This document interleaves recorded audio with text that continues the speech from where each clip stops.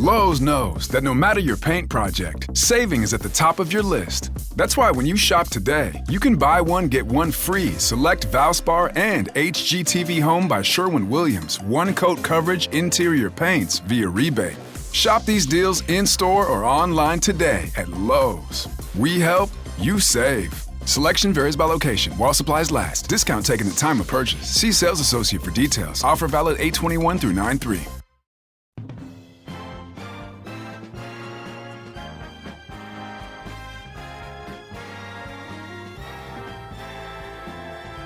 Now, the greatest radio shows of all time.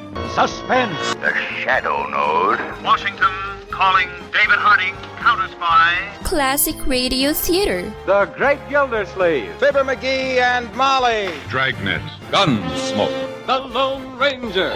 Now, step back into our time machine with your host, Wyatt Cox. Good evening, friends of the Inner Sanctum.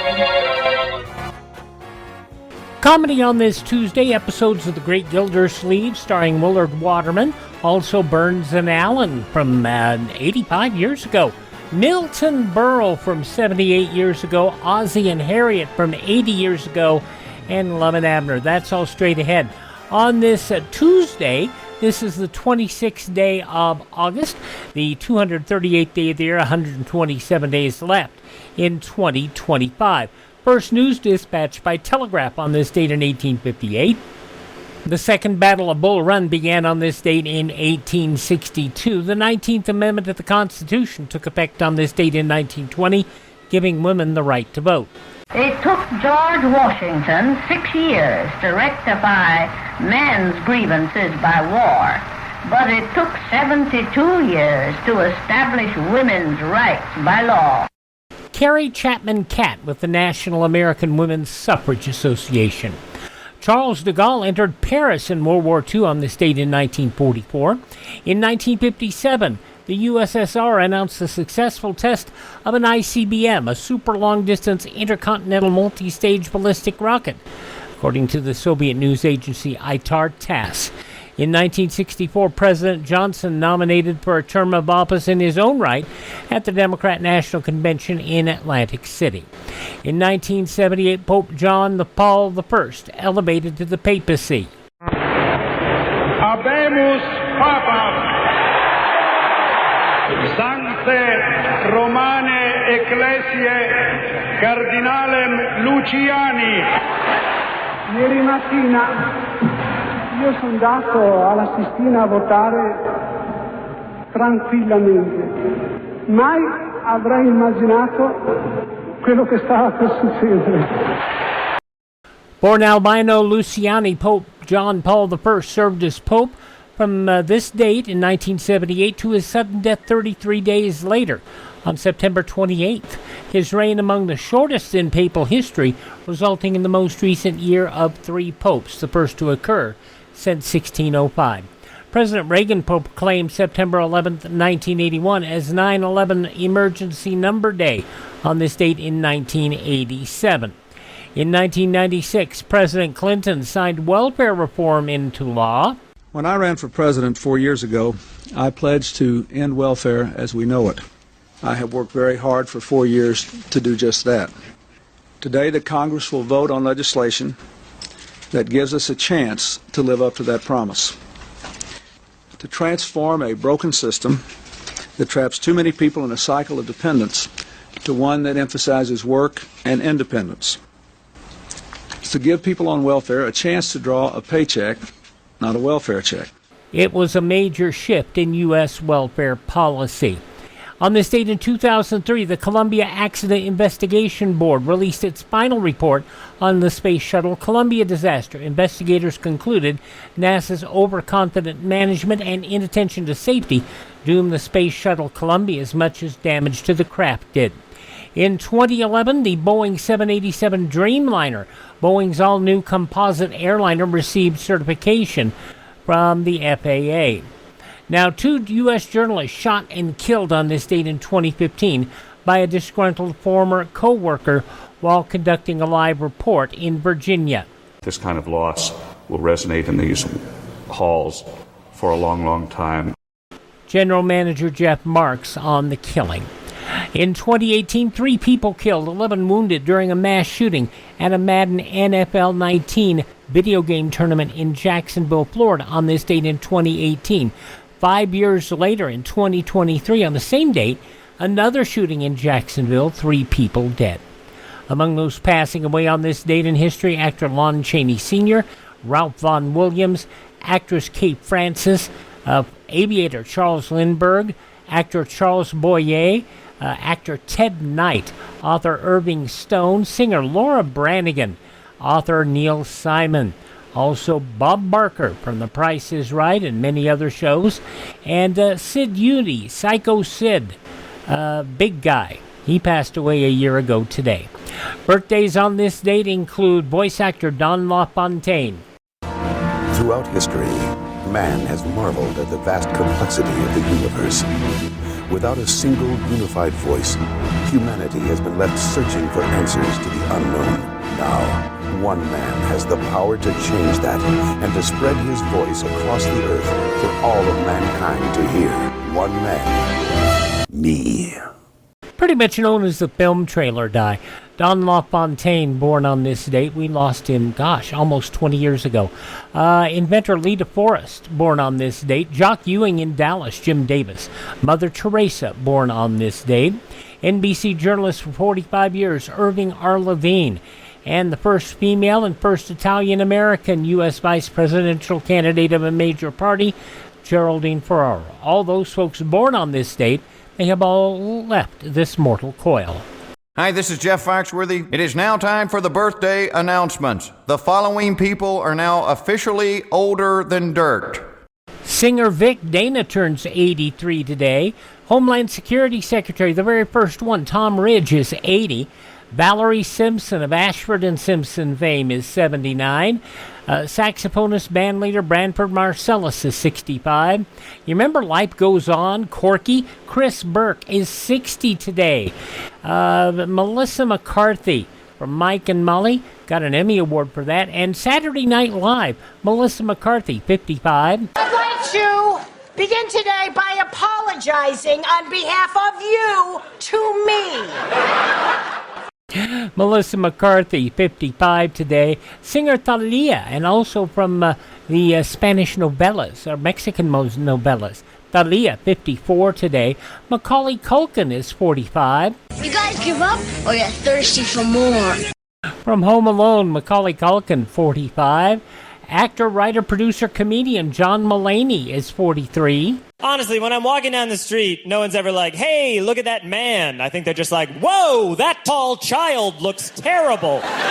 Get some rest, tall child. John Mulaney, 43.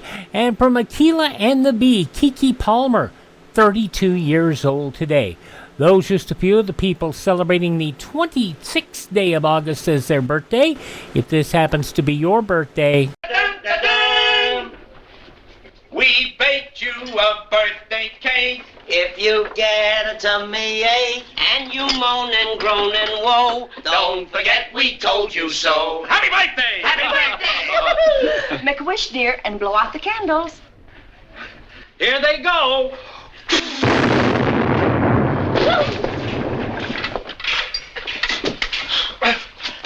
We get underway here on this Tuesday Classic Radio Theater with Wyatt Cox with an episode of The Great Gildersleeve.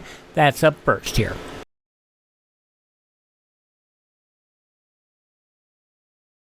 This is Debbie Reynolds. If you've been wondering what you can do to fight communism personally from your own home, there is something you can do. Support Radio Free Europe, the station built and financed by the contributions of the American public to the crusade for freedom. Radio Free Europe is one Cold War operation the communists fear and attack constantly. Support Radio Free Europe.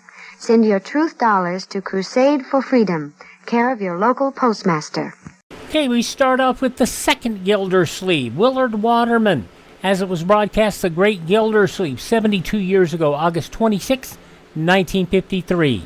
The Kraft Foods Company presents Willard Waterman as The Great Gildersleeve.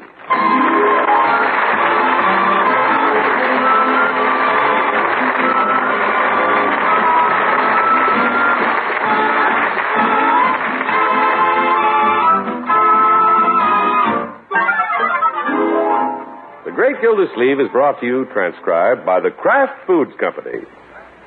20 years ago, the Kraft Foods Company introduced a wonderful new salad dressing, a superbly smooth, delicious-tasting salad dressing called Miracle Whip. Miracle Whip was so remarkably good that it soon became the most popular salad dressing ever created. Now Miracle Whip outsells the next 20 leading brands of salad dressing combined, and good cooks everywhere depend on it to make their salads better tasting. To bring out the best in your salads, use the one and only Miracle Whip salad dressing.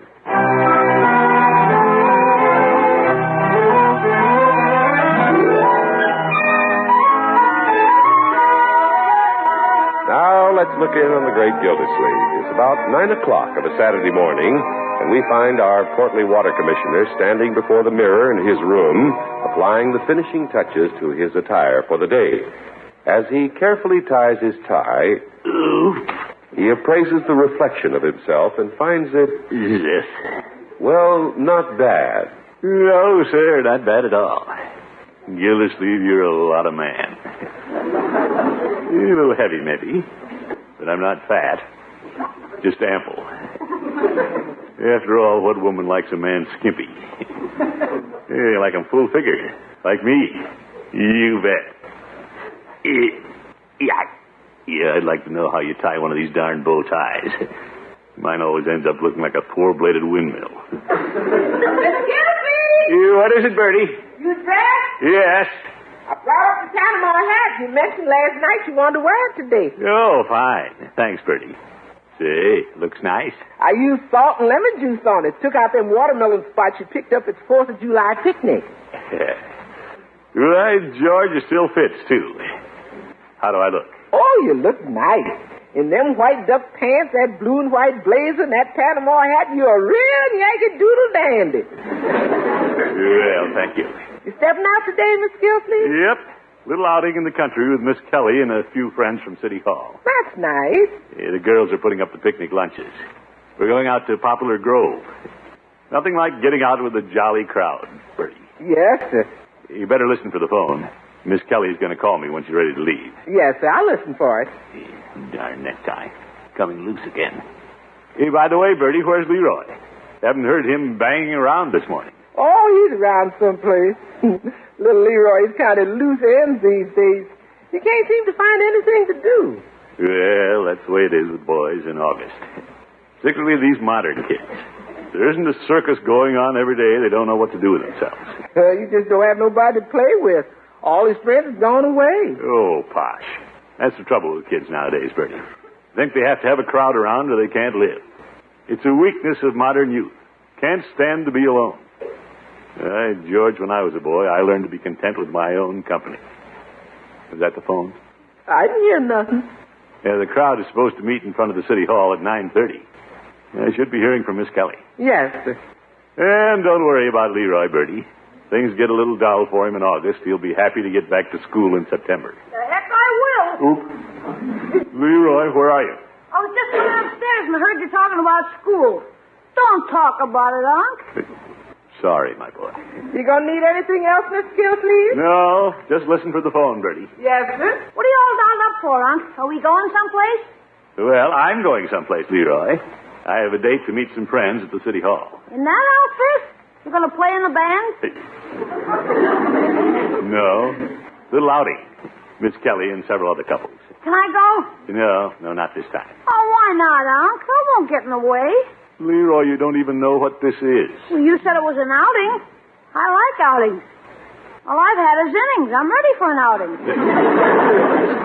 Is my collar straight in the back? Yeah, pull your shirt down. It's sticking up over your coat. Yeah. Can I go with you, Unc? Can I? Not this time, Leroy. You stay here and play. Play with who? There's nobody to play with. All the kids are gone someplace. I'm the only kid left in the neighborhood. No, Leroy. Everybody's gone. Even the dogs have gone. Only thing left here is me. Nothing to do. Well, ride your bicycle. It's got a flat tire. We'll fix it. That'll give you something to do. I've got nothing to fix it with. Well, find something. Where? Yeah, I don't know. Look. Will you help me look? No, Leroy. I'm waiting for Miss Kelly to call right now. I'll have to leave in just a few minutes. Oh, heck. What'll I do, Unc? Find something to do. This is a good chance to prove to yourself that you can get along and have fun without depending on other people. Be independent, like me. Don't rely on others. Was that the phone? I didn't hear anything. Yeah, I'm going downstairs. Now, take my advice, my boy, and find yourself something to do. The happiest moments in life are those spent in pleasant pastimes of one's own creation. Settle down with a good book. I don't want to read. Well, take a nice long walk. Think. Get acquainted with yourself. What for? I've known myself for years. Oh. My goodness. You're not trying. Now go find something to do. Enjoy yourself. Have fun. But, You heard me. Go have fun. Okay, what a life. What a boy. Uncle Mort! Uncle Mort! Oh, Margie. I'm upstairs, my dear. Coming right down. Well, don't you look nice? Yeah, thank you, my dear. What's the occasion? Are you marching in a parade? No. Little outing in the country with a few friends. George Mayor Terwilliger thinks he's a fashion plate.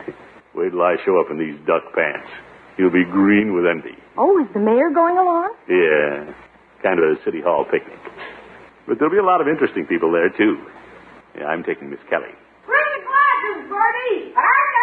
What's Leroy doing? I don't know. He's out in the kitchen dreaming up some wild idea. Well, good. He's finding things to do for himself. How are things over at your house? Pretty quiet. Bronco took the twins over to his mother's for the day, and I have the house all clean and the dishes done, so I thought I'd come over and see what you were doing. Well, I have a pretty busy day ahead. Oh. Well, there didn't seem to be anything to do around the house. Seems like everybody's away on vacation. No, Marjorie, you're sounding just like Leroy. What do you mean? Nothing to do. Simply because you don't have a crowd of people around doesn't mean there aren't a lot of things to do. Well, I've done all the sewing and the laundry's done. Yeah, that's not what I mean. You must learn to treasure the quiet hours you can spend by yourself.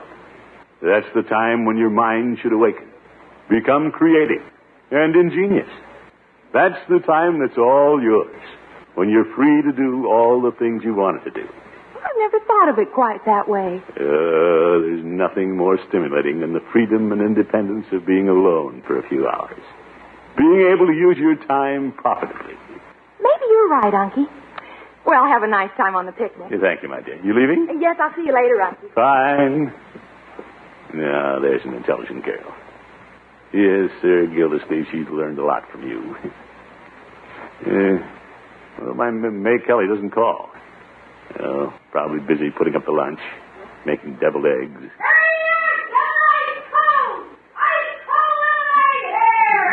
Sounds like Leroy. Bertie, where's Leroy? He's out in front, Mr. Gildersleeve, doing like you told him. What's this? He found something to do by himself, like you told him.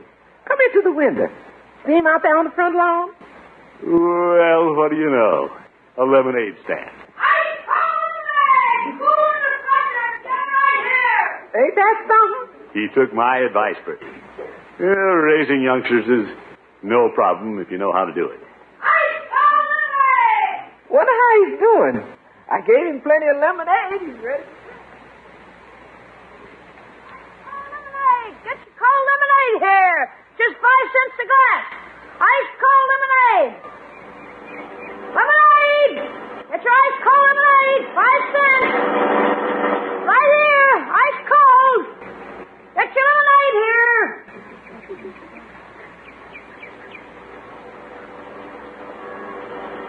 Here you are. Ice cold lemonade. Get your ice cold lemonade.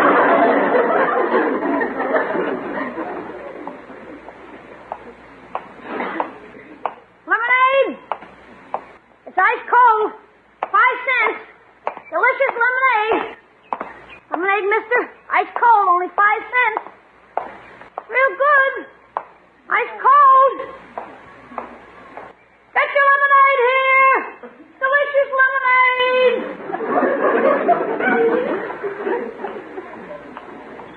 Ice cold lemonade.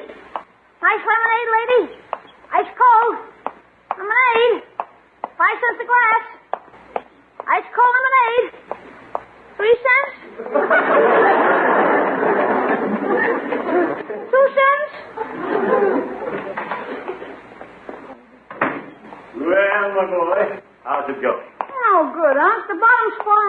lemonade business. No, don't give up. This is your own business. You're doing it by yourself, and that's what counts. Yeah. In fact, I'll buy a glass of your lemonade myself. What's the current price? Well, it was down a minute ago, but I think it's back up again. 5 cents? Yeah, I'll take a glass. Here you are. Thank you. And there's your nickel. Thanks. How many have you sold so far? This makes 1.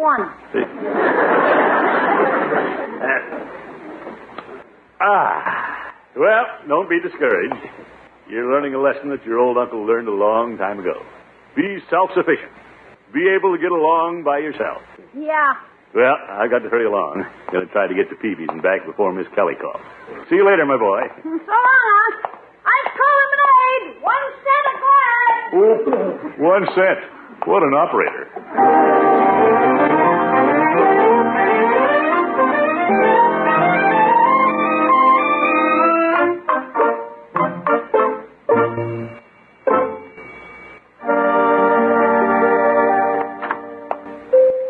Hello, Peavy. Hello, Mr. Gildersleeve. What can I do for you this morning? You can give me a handful of cigars, Peavy, and I'm in a big hurry. All right. What kind of cigars would you like? Well, I'm going on a picnic. What kind of cigars would you suggest? You want something to keep the mosquitoes away? No, give me a light cigar. Something festive. This isn't the nature of a party, you know, Peavy. Oh, you want something that'll explode? Peavy, stop pulling my leg and give me some cigars. Some good ones. Yeah. I just put a little witticism in now and then. It kind of brightens up the day. Yes, yes. Leroy going with you on the picnic? No, Leroy's staying home today. Yeah, I'm mighty proud of that boy, Peavy. He's following right along in the footsteps of his uncle. You don't say. You bet. No crowd follower, that boy. He's completely sufficient unto himself. Perfectly happy to be alone. Well, that's unusual for a boy. Yeah, I know it is, but I've taught him.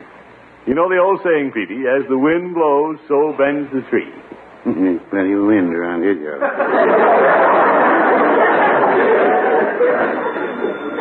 Excuse me while I answer the phone. Yeah, go right ahead. I have to be going anyway, expecting a call at home. Peavy's pharmacy. Yes, he's here. Was that for me, Peavy? What was that again? Peavy, is that for me? I didn't get that. Peavy, is that call for me? Oh, keep still. Grumpy druggist. Now, what was that? Yes. Yeah, all right, Bertie, I'll tell him. Goodbye. Was that Bertie? What you want? She wanted me to convey a message to you. Well, convey it. She said Miss Kelly called. Oh, great. I'm on my way. Miss Kelly said the picnic's been called off. Well, I'll be over at her house. Called off? Who called it off? Don't ask me. I just told you what Bertie said. Confounded Peavy, they can't do that. Well, you should have told them sooner. They've already done it. Well, I've been planning on this for a week. Even bought these white duck pants specially for the occasion. Well, they're not lost. A good pair of pants always comes in handy. Of all the sneaky things to do. Here I am all dressed up and no place to go. Why don't you go home? By George, that's what I will do. To heck with the picnic. I'll go home and get Marjorie and Leroy, and we'll have a picnic of our own. I thought you were a fellow who was sufficient unto himself, perfectly happy with his own company. Peavy, you're a nosy old character. I am perfectly happy with my own company, but I'm not selfish. I'm perfectly willing to let other people be happy with it, too. Out of my way, Peavy. I'm going home.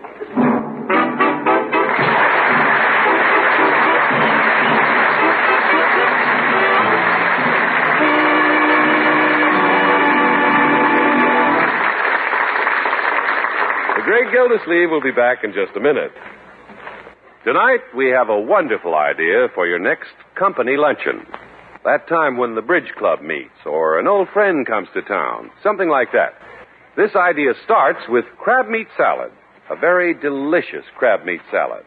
To make it, mix the crab meat with diced celery and chopped hard-cooked eggs.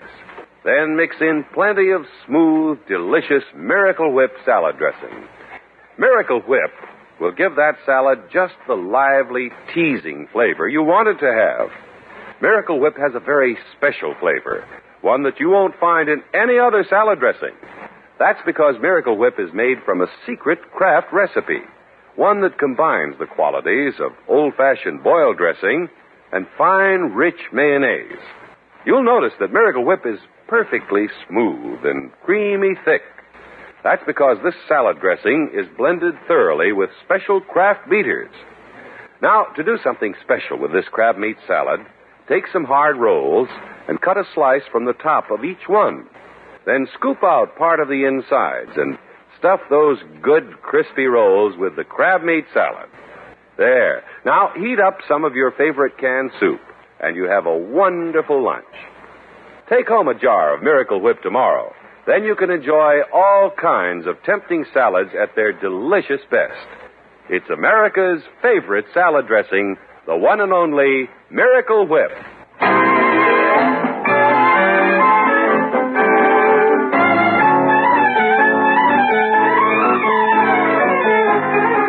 Well, this morning, the great Gildersleeve pointed to himself as a shining example of a man who can be perfectly satisfied with his own company.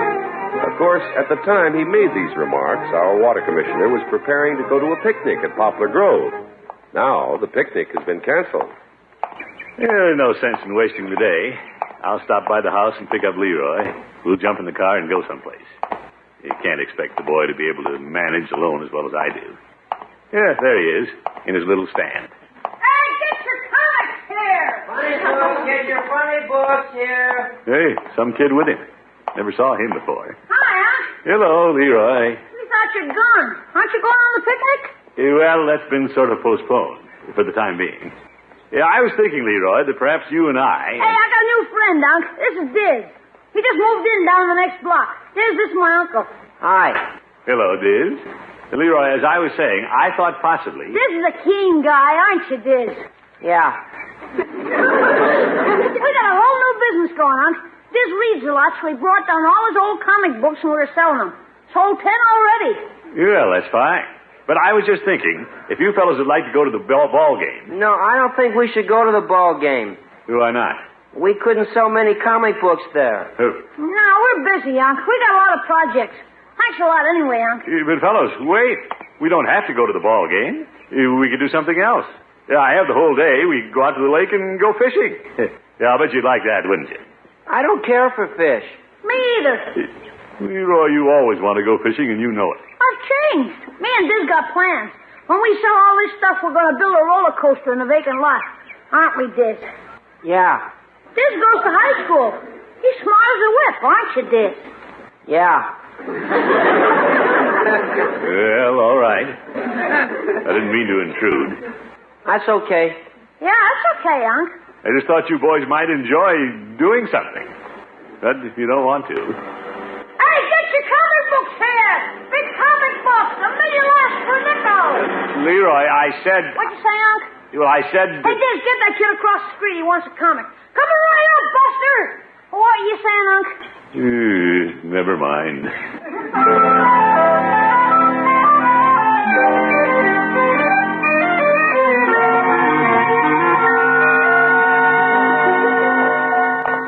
I wonder where Leroy found that Diz. Can't understand what he sees in him. That boy picks up with mighty strange friends, seems to me. Oh, well. I'll drop in and see Marjorie. Poor kid's probably lonely. Bronco and the twins away. Yoo-hoo! Marjorie! It's me, your Uncle Mort. Come on in, Uncle. I'm back in the sunroom. Oh? Getting a little sun, are you? No, just sitting here reading. Poor child. All alone. Nothing to do. Oh, I'm getting along fine, Unky. Well, I got to think of you all here all by yourself. Lonely. But I'm not lonely. Yeah, I decided, by George, since the picnic was called off, that you and I could go downtown this afternoon. That'd cheer you up, wouldn't it? Unky, I don't need cheering up. No, Margie, don't tell me what you don't need. Every girl likes to go shopping, so hop it up and get ready. But I don't want to go shopping. I'm happy right here. Alone. Stubborn girl. You gave me something to think about this morning, Unky. I never realized before how much I could enjoy being alone. I'm having a wonderful time. I'm reading a book I've wanted to read for years and never had the time. Book. Don't you want to sit down, Unky? No. No, I'm pretty busy. Do you want a Coke or something? No, I just stopped in to be sure you weren't lonely. Well, I'm not. Well, that's good. I better go home now. I have a lot of things to do. Goodbye, Unky. If you get lonesome, you call me. Oh, I will. Goodbye. Bye.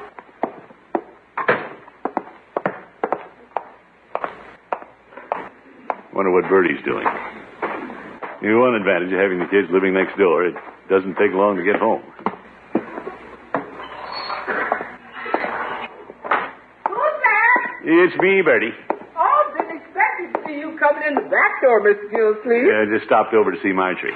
How's she getting along over there alone? Oh, she's being brave about it. Keeping a stiff upper lip. You know Marjorie. What are you doing, Bertie? Cooking. Oh. Yeah, I got your message at Peavy's drugstore. Too bad the picnic was called off.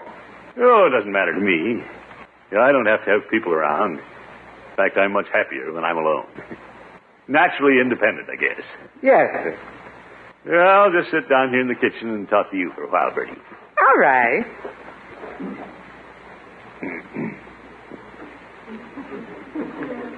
So what are you cooking? Beans. Oh, beans are nice. My family always liked beans. You know, we had a lot of beans when I was a boy. Lot of nourishment in beans. Yeah. Person could live on beans, I guess. In my family, we had mostly lima beans. Oh, lima beans are nice. We liked them.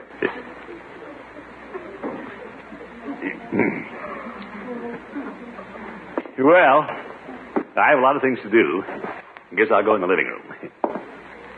Mr. Gildersleeve? You at loose ends? Me? Certainly not. I'm going to enjoy being left alone for once. A lot of books I haven't had a chance to read. Now's my chance. Oh, don't you worry about me, Bertie. I ain't worried. Well, don't. I'll manage just fine. I love to read. Got a lot of fine books in here, too. Just been waiting for a chance to get at them. Now, let's see what we have here on the shelf. Aunt Harriet's Household Hints. Test of the Storm Country. The Recreation of Brian Kent. Not much there. Here, here's a copy of National Geographic. April 1923. Oh, well, doesn't make any difference. They're always interesting.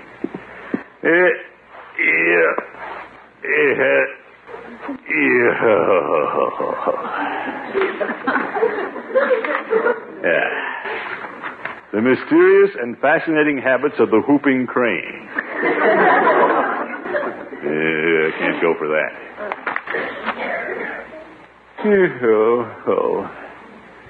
Must be something to do. Gildersleeve, why don't you admit it? You're at loose ends. I could go out to Leroy and insist that he go to the ball game. Nah, can't do that. Gildersleeve, you're an outcast. Just thrown aside like an old shoe. Come on, Dan, through this way. You better not bother your uncle. He looks like he's asleep. No, I'm not asleep, boys. Just sitting here reading. You just sitting in here alone, reading? Well, yes. How do you do that? Oh, Unc's got a philosophy. He has?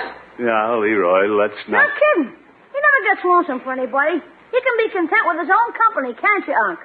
Yes, in a way. What does he think about? He thinks about all kinds of stuff. He's got a brain. He likes to be alone, don't you, Unc? Well, sometimes, my boy. Hey, what are you fellas cooking up now? We're building a roller coaster in the vacant lot. Oh, that sounds pretty interesting. Yeah, but we don't want to bother you, Unc. Come on, Diz. Unc's reading. Now, wait. I'm just about finished reading. What kind of roller coaster do you fellas have in mind? We don't want to bother you, Mr. Gildersleeve. Confounded, stop saying you're bothering me. Yeah, I mean, I can put up with a little bothering now and then. If you fellas have a problem. We don't have any problem, Unc. You don't? We're just going out to the garage to get some tools. Oh. Sorry we bothered you, Mr. Gildersleeve. Yeah, we won't come through the house again, Unc. Hard-headed kids. Leroy, Diz, wait. What you want? What are you going to use to build this roller coaster? Wood. Oh. Where are you going to get the wood? Diz has a stack of it behind his garage. Oh, all right, but what about nails? You have to have nails, you know. Oh, I got a whole bunch of nails. Oh. It's going to be a big job carrying all that wood from Diz's house to the vacant lot. You should have some help. Nah, we can carry it. I could help you. Oh, no, Unc. We don't want to disturb you. Leroy Forster, stop trying not to disturb me. Okay, we won't disturb you. Come on, Diz. Oh, Leroy, you come back here. What have we done? Nothing. You're just being plain bullheaded, that's all. If you and Diz are building a roller coaster, there has got to be a problem someplace. Now stop beating around the bush. But you were reading. I was not reading. Now, what's your problem? Search me. Do you have wheels for this roller coaster? Wheels? I forgot about it. There, you see? You'd forgotten the wheels. Fine roller coaster that would have been with no wheels. Guess we're stuck. We are not. That's the trouble with you kids today. You give up too easily. What are we going to do, Unc? Well, you see, my boy, that's the way it goes. Whenever you have a problem, you're right back to your old uncle. I don't know what you'd do if I went around to pull you out of these scrapes. Well, how about the wheels? You boys go get in the car, and we'll run to the hardware store and see what they have. Oh, cool, man. Come on, Diz. You lady, Miss Gildersleeve? Yes, Bertie. I have to take the boys down to the hardware store. Help them build a roller coaster or something. Yes, sir. I don't know how I get into these things, Bertie. Well, you had to work pretty hard on this one, but you made it.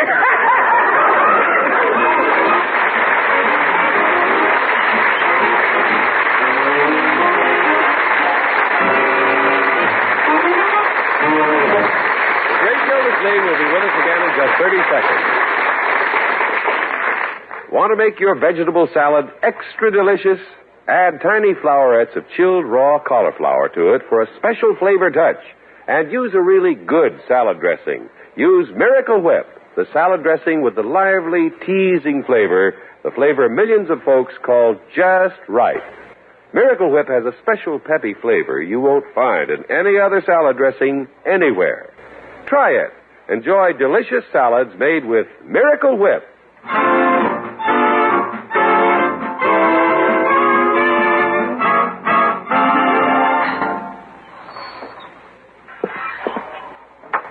Hello, Bertie.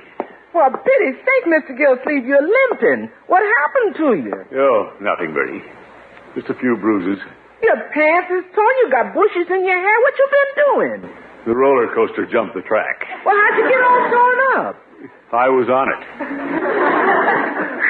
What a day with those boys. I guess just sitting alone here at home don't look so bad now. Well... Hey, Unc, me and Diz got a keen idea for the night. Uh-oh. We're going up in Johnson's woods with flashlights and trap owls. You want to come with us, pals? Or would you rather be alone? Get the flashlights, my boy. Oh, boy, Unc. Good night, folks. Great Gildersleeve is played by Willard Waterman. It is an NBC Radio Network production. The show is written by John Elliott, Andy White, and Paul West, and is transcribed. Included in the cast are Walter Tetley, Mary Lee Robb, Lillian Randolph, Tommy Cook, and Dick LeGrand. Musical compositions by Jack Meakin. This is John Heaston saying goodnight for the Kraft Foods Company, makers of the famous line of Kraft quality food products. Be sure to listen in next Wednesday and every Wednesday for the further adventures of the Great Gildersleeve.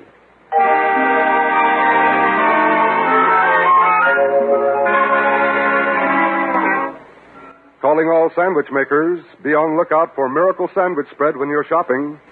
Take a jar home and discover what a delicious, different flavor this wonderful spread gives your sandwiches. Miracle Sandwich Spread is made by Kraft from America's favorite salad dressing, Miracle Whip, and spicy relishes. Use it along with the meat or cheese sandwich filling you like best, or for the quickest, easiest, tastiest sandwich you could want, use it alone between slices of bread. Get it tomorrow. Miracle Sandwich Spread. 72 years ago, August 26, 1953, The Great Gildersleeve on Classic Radio Theater with Wyatt Cox. We'll follow up on last week's Burns and Allen show from 85 years ago, as George Burns is going to get sued next.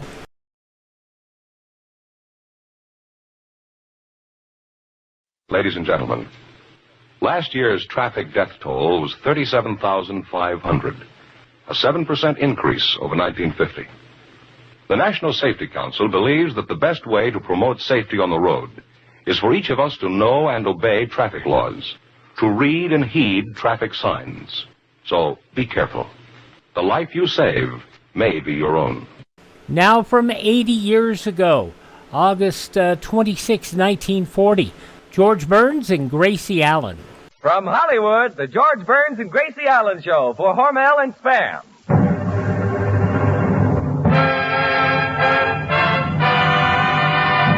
Crazy people.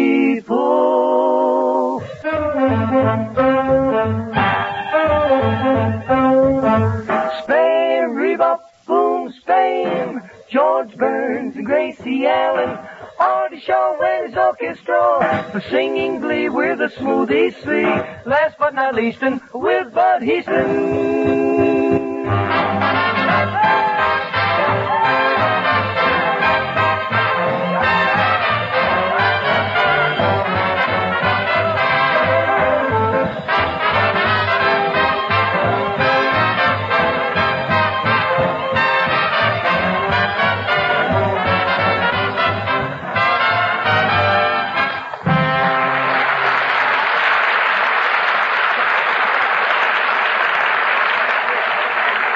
Monday evening brings another Burns and Allen show to your house, and in just one sentence, I'm going to tell you why Spam is so popular with families everywhere. Ready?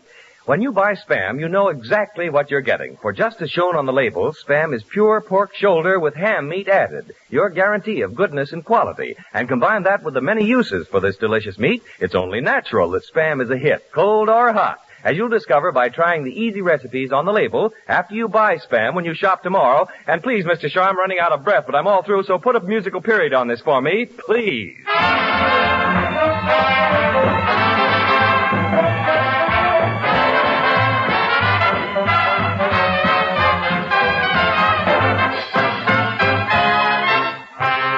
And here they are, those two Spam ambassadors of fun, George and Gracie.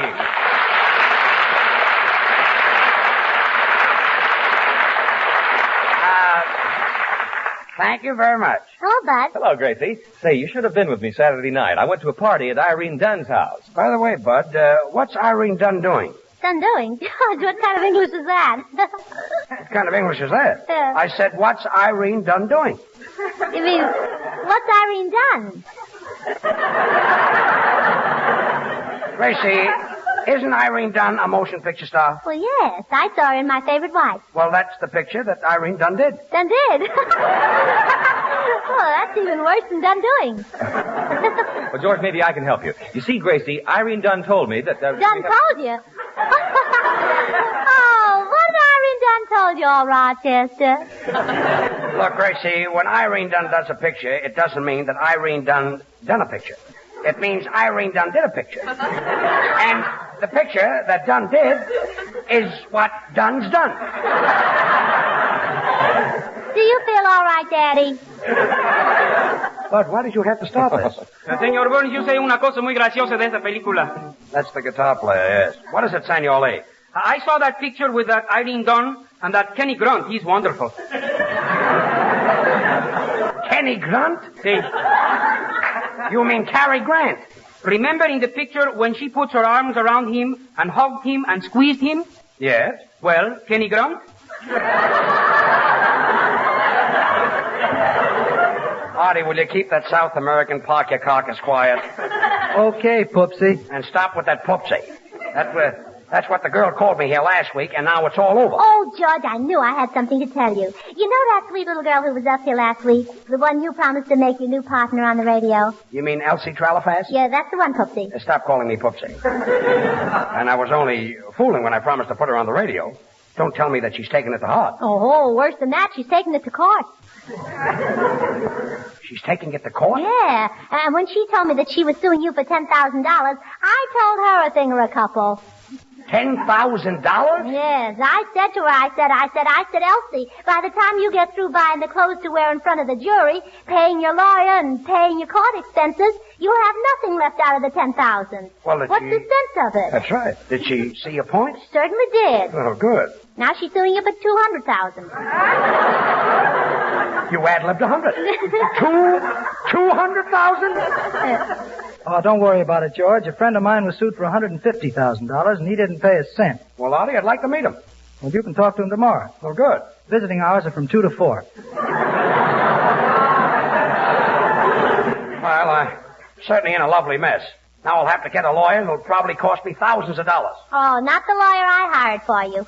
You hired a lawyer for me? Yeah, and he's very cheap. Well, how do you know he's cheap? Well, I had lunch with him today, and I had to pay my own check. Gracie, did anybody ever tell you that you were a little imbecilic? Yes, the picnic one. I see. But I guess he didn't mean it because I never saw him again. Everything happens to me. A lawsuit for $200,000. Senor Burns? What? If you're looking for a good lawyer, get my uncle. He handled the Dreyfus case. The Dreyfus case? You mean Alexander Dreyfus from Devil's Island? No, the taxi Dreyfus from Coney Island.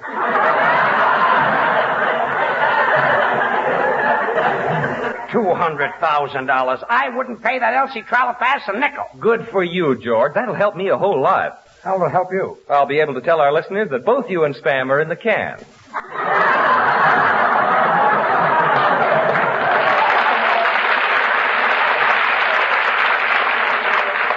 Well, that hit the spot. Thanks, George. I thought so. And here I was saving my money for when I was old and decrepit. And just when you are, look what happened. This whole thing is absurd. Well, George is right. That Elsie is nothing but a gold digger, and I told her plenty, too. I told her that before she'd get a dime from you, George, you'd draw all your money out of the bank. Oh, that wouldn't frighten a girl like Elsie. Oh, it wouldn't, huh? It scared her so that she tied up your bank account. Tied up my bank account? Oh. Look, George passed out. Well, I can't understand it, Bud. Wouldn't you think he'd be interested in what I'm telling him? While the boss is out, the Smoothies, Babs, Charlie, and Little will sing Cherry Berry Beans. Oh, cherry bean, oh, cherry bean, cherry bean, he waits for her each night beneath her balcony. Cherry bean, he begs to hold her tight, but no, she won't agree. Cherry bean, she throws a rose and blows a kiss from up above. Cherry bean, cherry bean, they're so in love. When the moon hangs low in Napoli, there's a handsome melody. Every night he sings so happily, so his lady love can hear.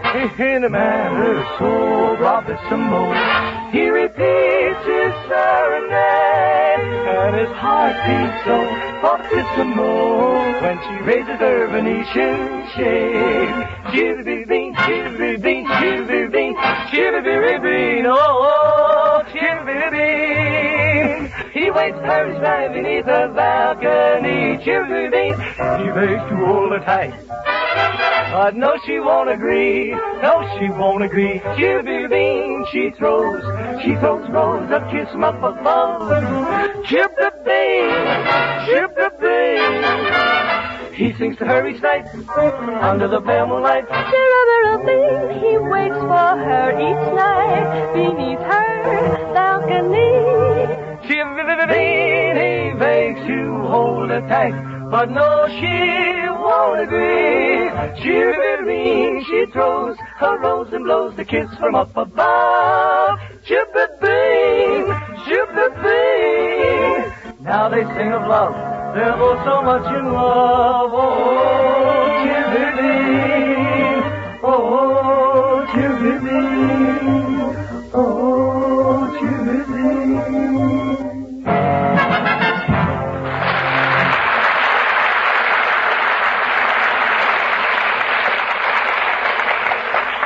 Oh, George is still out. Artie, hold his head while I give him another spoonful of this medicine. Oh. Gracie, that's extract of bitters. That's extract of bitters. That's terrible stuff. I know. Hold his head while I give him another spoonful. No. Another spoonful. No. Gracie, you're spilling half of that medicine on his chin. Wipe it off. I can't. It burns my fingers. Well, listen, George, I've got some bad news. Oh, gee, he's still out, huh? Yeah, hold his head, Artie. Well, listen here. Listen. Elsie's sweetheart is outside, and he's a big bruiser, and I can't hold him, and he says he's going to come in here and mop up the floor with George. Shall I call for help? Oh, no. He and George can mop up this floor without any help. Gee, this is awful. What'll we do? Well, how about you and me going to Ciro's tonight? Oh. Look, is George coming too? No, just you and I.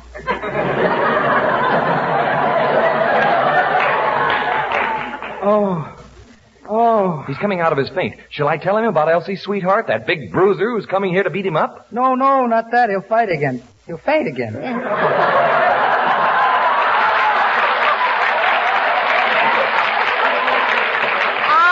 That's all right. There's plenty of medicine left. Where am I? Oh, I know. Boy, this lawsuit has certainly left a bitter taste in my mouth.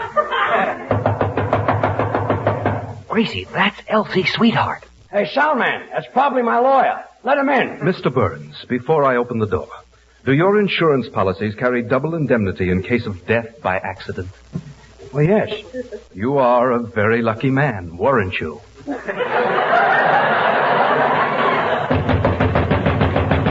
Soundman, will you let my lawyer in? Well, you asked for it. Who's George Burns? Uh-oh, here comes malicious. I'm George Burns. Oh, so you're George Burns. That's So right. what about you and Elsie Trellafas? Well, he doesn't know her. He's never heard of her, have you, George? Certainly I know Elsie Trellafas. I know her very well. And, mister, if you're going to help me out of this legal jam, I might as well tell you the truth. Good. I'll give it to you straight from the shoulder. Or vice versa.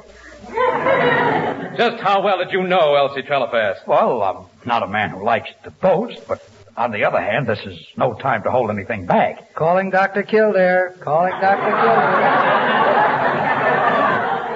One night about a week ago, I was taking her home in a taxi, and I put my arm around her. Like this? Yeah, but I held her a little tighter. You mean like this? Oh, wait a minute, not that tight. Oh, that was quite a crush. Yeah, it couldn't have killed me.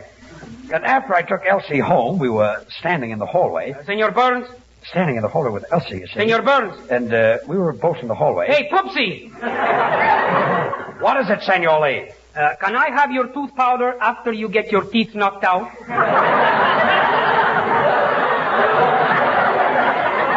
I'm not going to get my teeth knocked out. I know something that you don't know. Artie, will you keep that stale character quiet? So we were standing in the hallway, and I put my lips against Elsie's, and she... George, shall I play my number now? What number? Get out of town before it's too late. Artie, you're not playing that number. No, this is the number you're playing, Artie. Let me get at the piano. When April showers will come your way, be careful, Pupsy, of what you say. We're trying to tell you, take it on the lamb. This fellow isn't what you think he is. If you want to continue for Sam, just keep your mouth shut. Oh, quiet. Anyway, mister, I was standing in the hallway with Elsie, and she threw her arms around me. Soundman, stop slamming the door. You know I hate bangs. You hate bangs? Then keep your mouth shut. You've said enough. Oh, quiet. Yeah, what's going on? This guy behind you is pretty tough. You'll be looking up at daisies that you won't be able to smell. Wah, wah, wah, wah, wah. Whenever Elsie's boyfriend comes along. Good evening, Forest Lawn.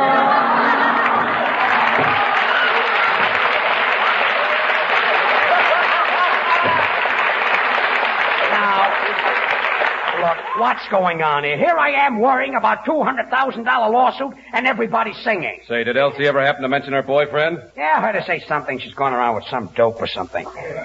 Dope? Hold your hats, boys. Here it comes. You did say dope, didn't you? Yeah, some big dope or something. Soundman, why are you opening the door? There's nobody going out. That's what you think. Hey, Mr. Burns, I think we can talk this over better in the alley. Yeah, it's too noisy in here. Come on, let's go. George, don't done what Irene Dunne done, or he'll be done. What Irene Dunne done? What's that? Irene Dunne told me it's Elsie's boyfriend.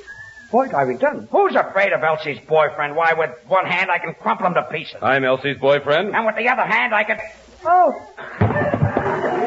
What happened? Oh, George has fainted. Artie, hold his head while I give him some more medicine. Yeah, when he comes to, tell him that he's not only being sued for $200,000 for breach of contract, but I'm suing him for $300,000 for alienation of affection. Goodbye, everybody.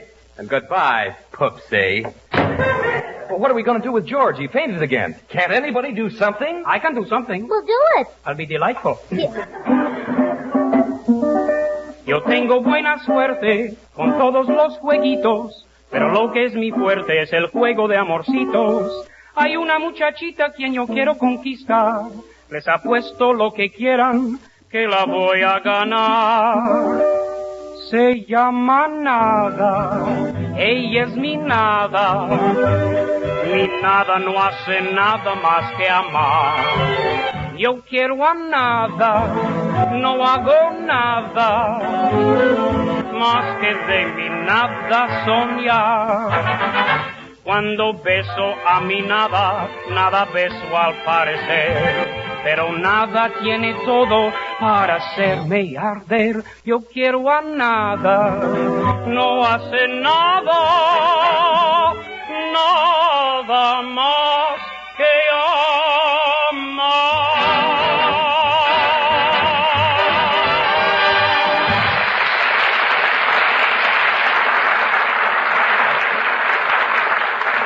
Artie, hold his head. I'll give him another spoonful. Boop, boop. Gracie, is this medicine good for fainting? Oh, it's marvelous for fainting. How do you know? Well, every time I give my daddy a spoonful, he faints. Oh. What happened? Who am I? George Burns. Where am I? George Burns. Oh, who types these things anyway? Where am I? On the spam program. What's spam? What, spam? Boy, you must be groggy if you don't remember what spam is. Why, George, spam is what you have fried with eggs for breakfast. Spam is what you have for lunch, sliced cold in spamwiches. Spam is what you have baked whole for dinner. Oh, yes, but I remember now. And you ask me what's spam. Why, George, you should be ashamed of yourself. Yeah, I'm a bad boy, yes. Why, everybody knows that spam is tender, delicious meat, all ready to eat as it comes from the can. All right, but I'm sorry. Easy to serve, economical to use. Spam is the reason housewives are spending less time in the kitchen and still giving their families good food on the dot. I apologize, but spam is wonderful. Well, thanks, George. Yes, I didn't mean it, but I'm so sorry. Okay, sit down. Now, ladies, here's a grand suggestion for dinner tomorrow night. Open a can of Spam, S-P-A-M. As I said before, it's all ready to eat, so just slice Spam and serve with tomatoes, corn on the cob, a simple dessert, and your favorite beverage. You'll have nothing but compliments from the whole gang because the meaty flavor, the grand taste of Spam satisfies even the huskiest appetite. And when you try the other recipes on the label, you'll discover Spam has dozens of uses, cold or hot. So remember, you'll spend a lot of time out of the kitchen when you keep Spam on your pantry shelf. It needs no refrigeration. Get a supply when you shop tomorrow. Just say to your food dealer, I want Spam. I want Spam.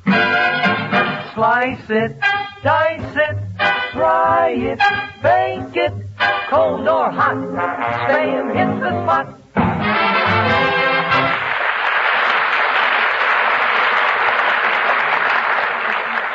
Oh, now I remember. Elsie Trellafas' boyfriend. What happened to him? He's gone. I wish that lawyer would come. Being sued for $200,000. Why, if I lose that case, it'll be like taking the shirt off my back. Well, here comes Striptease Burns now. Striptease Burns? Yeah, 'cause her boyfriend is suing you for $300,000. $300,000? Oh. Artie, hold his head. Oh, well. Say, George looks flushed. Has anybody got a thermometer? Here's one, Senor Bud. I got it off the wall. That's a barometer, not a thermometer. In his condition, he'll know the difference? Oh, give it to me, Bud. Open his mouth, Artie. My, this is awful. Well, what's wrong with George? What does it say? He's partly cloudy in the southern region.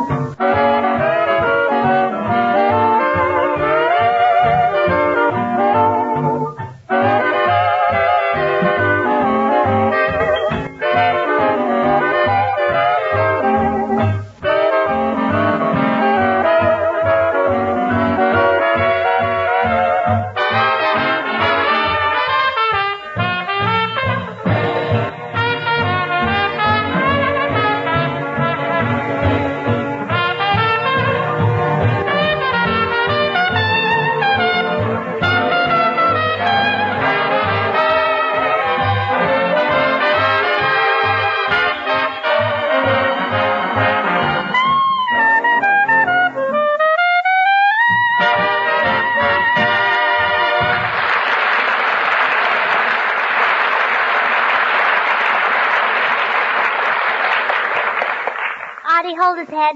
Oh, whoop. Bud, take the barometer out of George's mouth. Oh, here it is. And now put his teeth back in. Now give him another spoonful. Whoop, whoop. Gracie, that's the 30th spoonful you've given him, and it hasn't done him any good. I know. Well, then why are you making him finish all that terrible medicine? I want to get my nickel back in the bottle.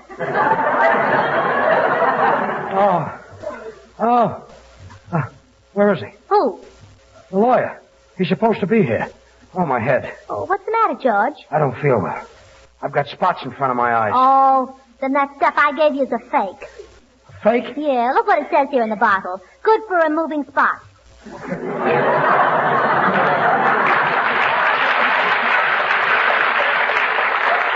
Gracie, that's Carbona.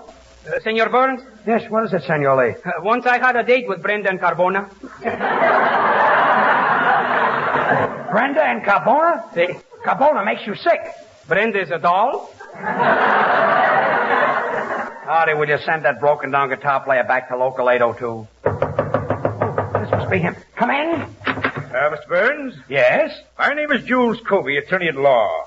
I'm calling with reference to the Elsie Trellafas case. Well, I'm glad you're here, Mr. Covey, as I'd like to explain the whole thing to you. Well, that's what attorneys are for, Mr. Burns. Well, now, to begin with, I did take Elsie Trellafas out a few times. She was young and pretty, and after all, I'm only human. George, don't say anything you can't prove.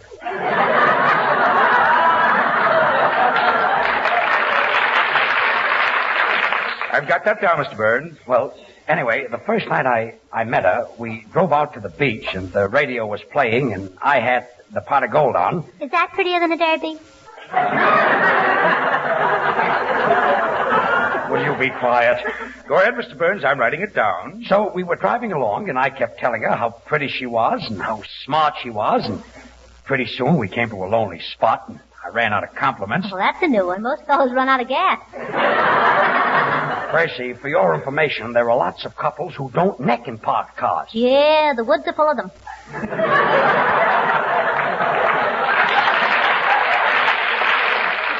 All right, so maybe I kissed her a few times. But please, Gracie, it's very important that the lawyer hears my story. I've got that down, Mr. Burns. Of course, that wouldn't look very good to a jury, so when we get to court, Mr. Covey, let's cut out the kissing. You mean you and he'll just hold hands? Gracie, will you keep still? Go ahead, Mr. Burns. I've got that down. Well, you can tell the jury that I'm a man of very fine character. George, Mr. Covey just met you. He doesn't even know you. Well, if he doesn't know George, then he can say it. Ah, well, this cast is always kidding me like this, Mr. Covey. But they'll be glad to be character witnesses for me, won't you, boys? Oh, you bet your life we will, George. I'll be glad to stand up in court and tell them what a wonderful guy you are. Oh, thanks, Bud. How much does it pay? You know, now you've got me so confused I don't know which way to turn. Oh, a Los Angeles driver, huh?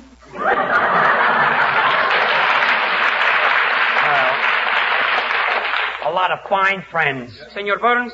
What is it, Senor Lee? For 50 cents, I will tell the jury that you are a perfect gentleman. 50 cents, huh? See. I won't pay it. All right, so I'll say you're good for nothing. You got that down, Mr. Covey? Poor George, he started out looking for a character witness, and look what happened. No witness? No character. Oh, keep still. Anyway, Mr. Covey, I met this Elsie Trellafas in a restaurant, and you never saw anybody eat so much in your life. She ordered a double porterhouse steak, and in 2 seconds, she looked up at me, and what do you think she said? I've got that down, Mr. Burns.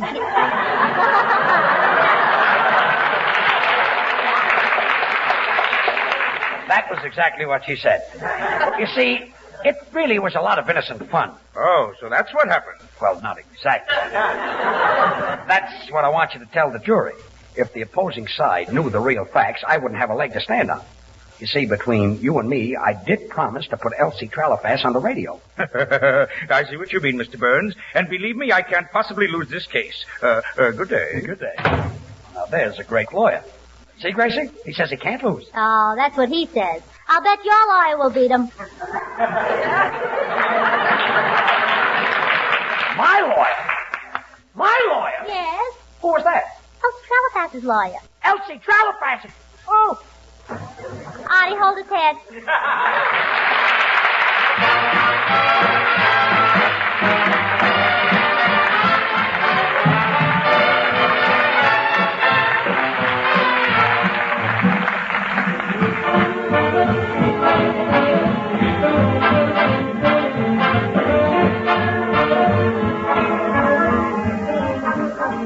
Before George and Gracie return to say goodnight, they want me to tell you that Spam is a mighty good mealtime hint for your household tomorrow and every day. Ask for Spam, S-P-A-M, when you shop tomorrow and try the easy recipes on the label.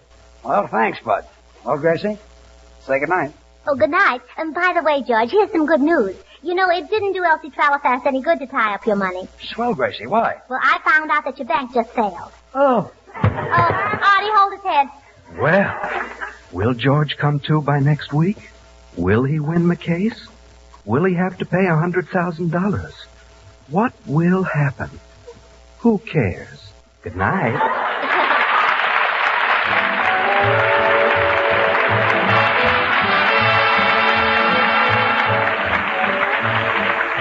Listen again next Monday night, same time, same station, for George Burns and Gracie Allen, with Artie Shaw and his orchestra and the Smoothies, brought to you by Hormel and Spam. Until then, this is Bud Heaston reminding you to remember that cold or hot, Spam hits the spot.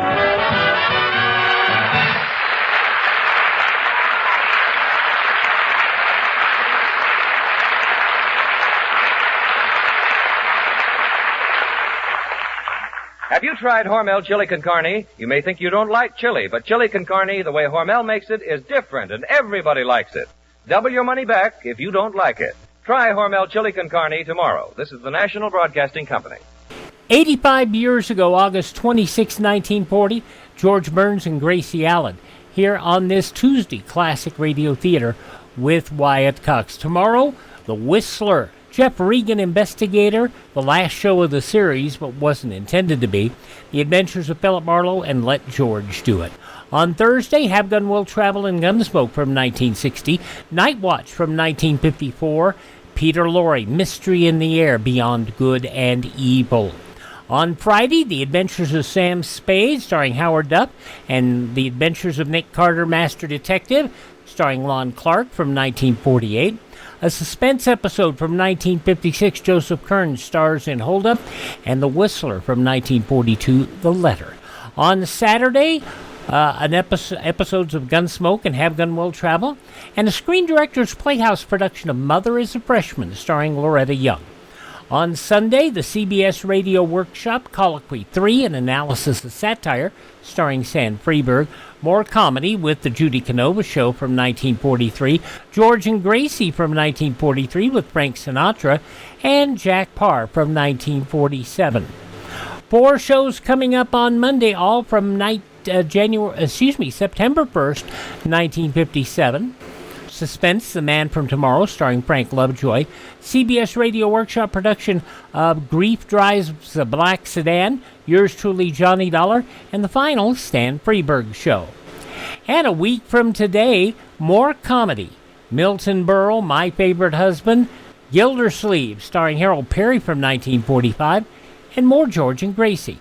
That's all coming up here the week ahead on Classic Radio Theater with Wyatt Cox. But next, Uncle Milty.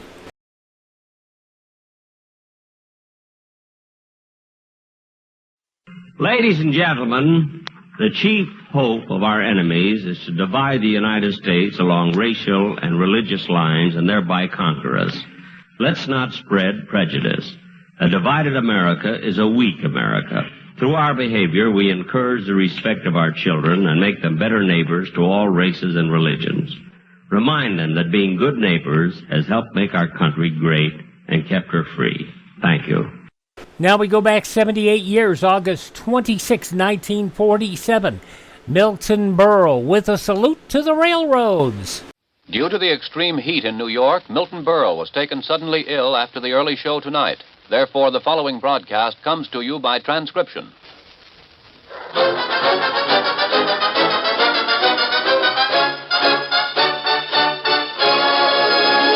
If every smoker knew what Philip Morris smokers know, they'd all change to Philip Morris. Johnny presents The Milton Berle Show.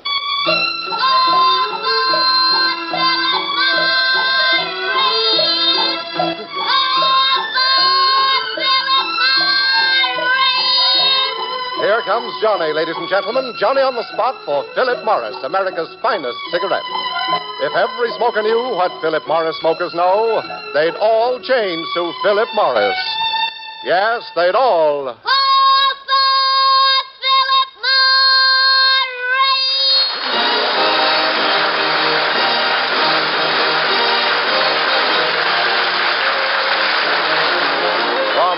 City, New York, Philip Morris presents The Milton Berle Show.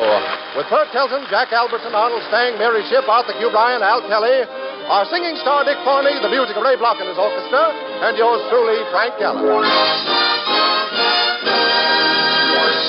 Ladies and gentlemen, tonight we salute the railways of America. We now bring you a man who was a great inspiration for railroad building. One look at him and you want to make tracks. And here he is, Milton Berle.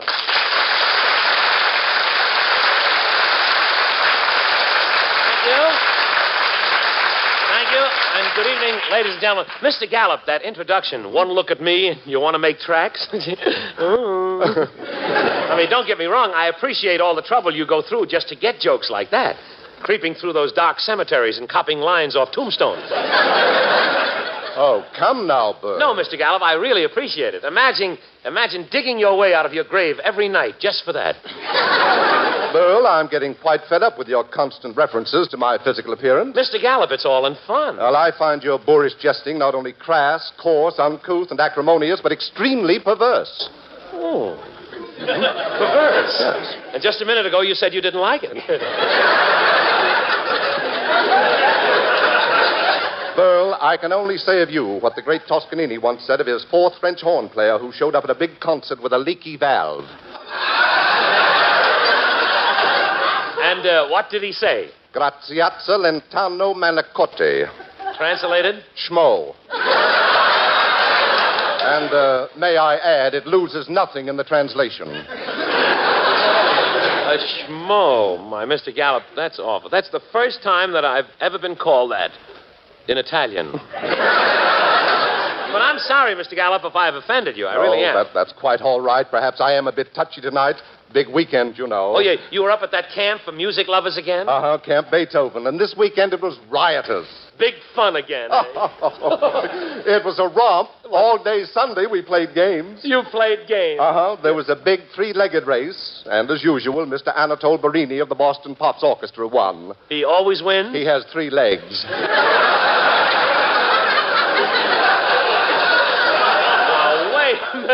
Wait a minute, Mr. Gallup. A man with 3 legs and he plays in an orchestra? Well, not really. They use him as a music stand.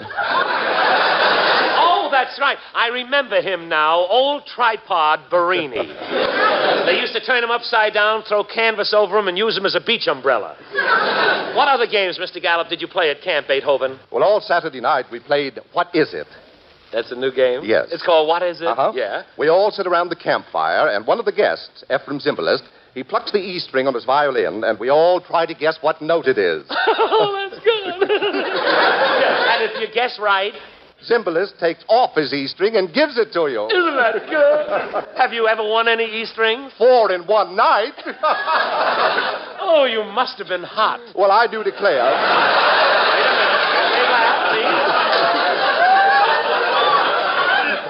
You do declare what? I do declare if Ephraim hadn't tried enough, I would have had his rosin. Oh, no.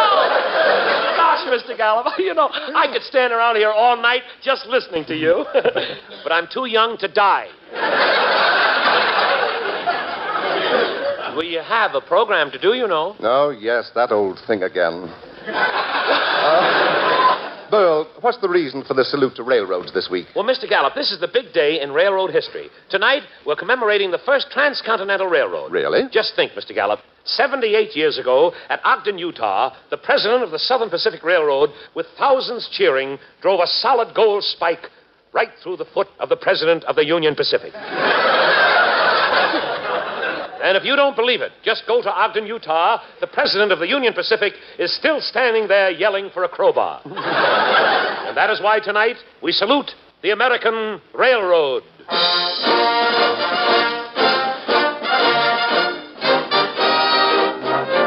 The story of the railroads is the story of America. To tell about it isn't very exciting, but to read about it is even duller. It all began in a little carpenter shop in Pennsylvania. An invention was being completed.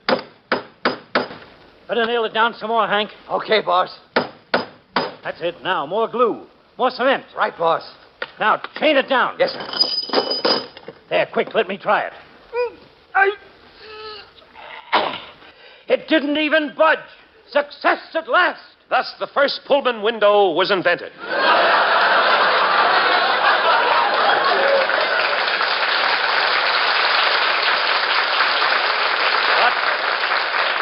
But the mighty railroads went forward.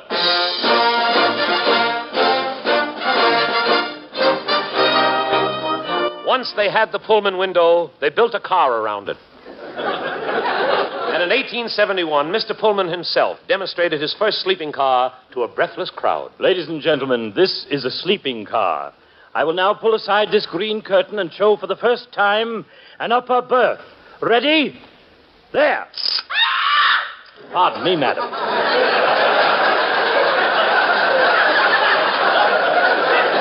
Yes, it was after this that they put numbers on the curtains. Then on went the mighty railroad.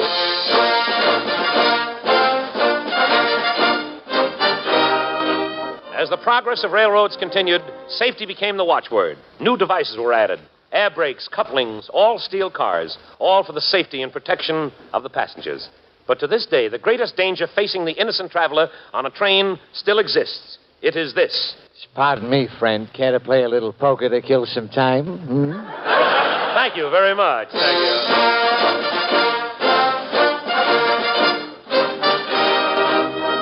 That is the story of the railroads.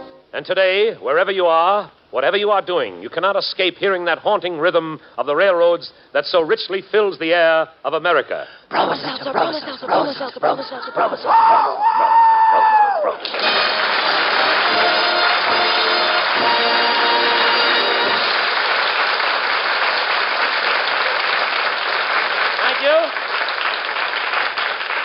Thank you, Whispering Jack Smith. But Mr. Gallup, breathes there a man who hasn't found romance on a train? Remember when you held her hand and sang to that one and only girl? Through Niagara on a sleeper, there's nothing of the cheaper, of the train goes slow. Ooh, off we're going to shuffle off to Buffalo. Cynthia, shuffling off to Buffalo with my Cynthia. The way she shuffled, you couldn't tell her from the buffalo. Remember, Cynthia, the first time I saw you on the train, how jealous I was because you sat next to the same man for the whole trip. It wasn't until later that I saw the handcuffs. Impetuous, fun-loving Cynthia. How you love to stick your head way out of the window train. The train window. It was a Studebaker. How you used to laugh when I warned you about the telephone poles until one day, boing, boing, boing. And then, Cynthia, when we pulled you in, how frightened I was when I saw that big bump behind your ear. What a relief. It was only your nose. But it was the little things I remember about Cynthia. Your delicate way of getting off a train. You just lean out the baggage car and let the mail hook snap you off. Cynthia, how different you were from the other girls who worked in the roundhouse. You were the only square. Yes, Cynthia. I'll never forget the last time that I saw you. You were racing a train to a crossing. I'll bet if you were in a car, you would have made it. But don't worry, Cynthia. As soon as they wire you together again, off we're going to shuffle off to Buffalo.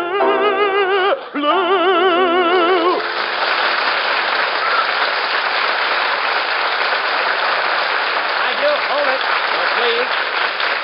Now, please. No applause. If you just like it, throw money on the stage. That's it. Berle? Oh, I'm sorry. Oh, that's your line.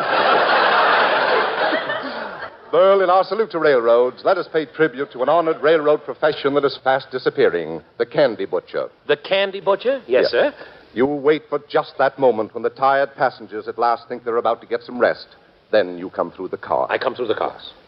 Ladies and gentlemen, just a moment of your time. I have here in the basket tasty refreshments and fascinating souvenirs. Genuine, artificial, imitation, orange-type drink. Ice-cold frankfurters, chocolate-covered nuts, chocolate-covered candy, and that new confection that's sweeping the country, chocolate-covered tomato herring. And while the girls of the ensemble are changing... No, wrong place, wrong place. We have comic books, jerk beef, What is it, madam? I'd like some Philip Morris cigarettes. Would you do me a favor? Would you repeat that for the benefit of this large, intelligent audience? Philip Morris cigarettes. Yes, sir. Once more, please. I want to stay on. Philip Morris cigarettes. Thank you. You heard what the lady said. Philip Morris. Oh, that reminds me. What am I doing here? I got to put Johnny on the spot. Tell me, Johnny, and don't be hesitant about it. Why is Philip Morris so much better to smoke? Here's your answer, sir. It's because the Philip Morris smoker really gets what other smokers only hope to get. Right, Johnny. Philip Morris is the one leading cigarette with an exclusive difference in manufacture. The only leading cigarette scientifically proved far less irritating to the nose and throat. Remember, less irritation means more enjoyment.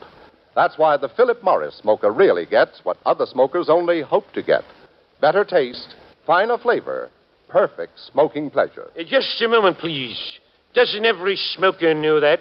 No, if every smoker knew what Philip Morris smokers know, they'd all change to Philip Morris, America's finest cigarette. For perfect smoking pleasure, try a pack of Philip Morris today.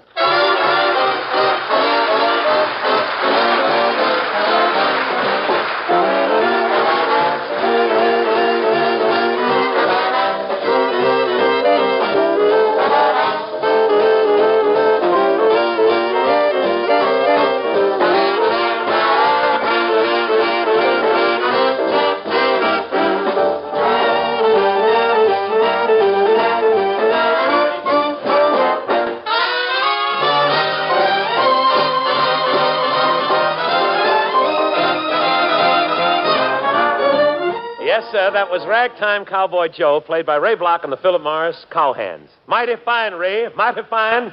I sure like to have that orchestra out on a range, a shooting range. I'm only kidding, Ray. You just see the look that man gave me? He's a tenderfoot. That's a switch. I'm only kidding, Ray. But on with the subject, ladies and gentlemen, of American railroads as we present...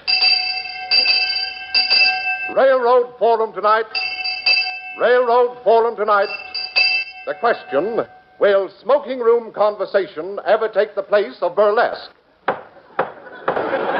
Thank you. Thank you. You've heard the question beautifully stated by Mr. Gallup. Now, let's have questions from the floor. Let's start with this gentleman here with the false eyelashes. Young man, you have a question, sir? Mr. Berle, I'm a nervous wreck. Every time a train goes through a tunnel, I wake up shaking. You can't sleep on the train? What train? I sleep in the tunnel. Thank you. Thank you. Thank you. Next question. This young man here in the aisle emptying a hot water bottle. Young man, what is your name? My name is Temptation. Temptation? Yeah, I was named after the song. Yes. The whole family's named after songs. We're music-type people. Oh, I see. My father's name is Annie Laurie. What's your mother's name? Old Black Joe. Wait a minute. Isn't there anyone in your family that has a name that fits him? Oh, yeah, my baby brother. What's his name? Bleep Bloop. All right, Temptation. Have you got a problem? Sure, I got a problem. I want to get married and I can't. Well, look, I ain't got enough dough, no apartment. The girl's father hates me. Please, we're discussing railroads. Oh, so my problem ain't big enough. I'm going to maybe stay a bachelor all my life, but that ain't a big enough problem for you. I want to be like other guys. I want to get married. I want to have kids. But you... I want a little white bungalow in Kew Gardens with a rubber plant on the porch. Please. I want to hear little voices saying, da-da. I want to belong to the Parent-Teachers Association. Yeah, but look... What's the matter? What's the matter? It hurts you if I have a little happiness? I didn't... Shut up, you home wrecker.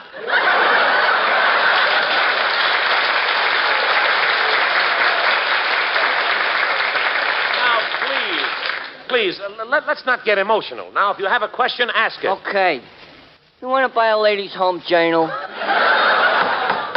Thank you, thank you. Next question. Let's hear what the women have to say. You, madam, in the first row, rendering a chicken. What is your name, please? Tallulah Feeney, I'm a homemaker. I see. And you have a question concerning railroads? Yeah, how can I teach my husband manners on a train? He's sure a slob.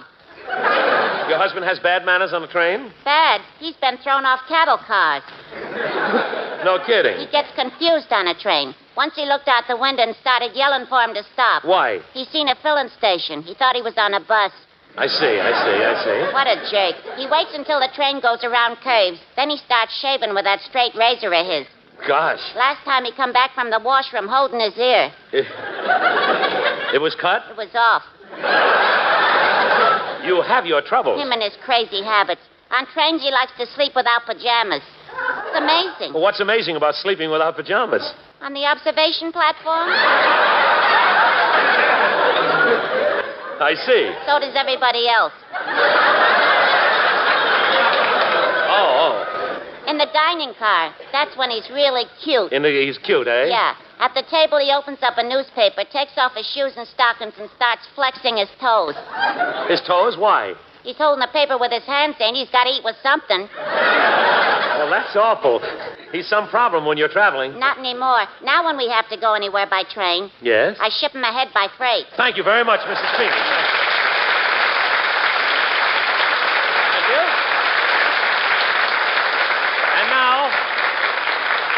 And now, as a tribute to those famous underground trains New Yorkers know so well, we've been asked to repeat our rendition of the official subway song. Music sketch. Oh, I wish I was on the sea beach local, sipping on a Coca-Cola. Look away, look away, look away, Coney Isle. Oh, you push and shove, but it's worth the fighting just to spend the day at Brighton. Look away, look away, look away, Coney Isle. Then we wish we were at Coney. Hooray, hooray. At Coney Island, hot dog stands will fill ourselves with relish. Away, away, away, away, away down south in Brooklyn. Away, away, away, away, away down south in Brooklyn.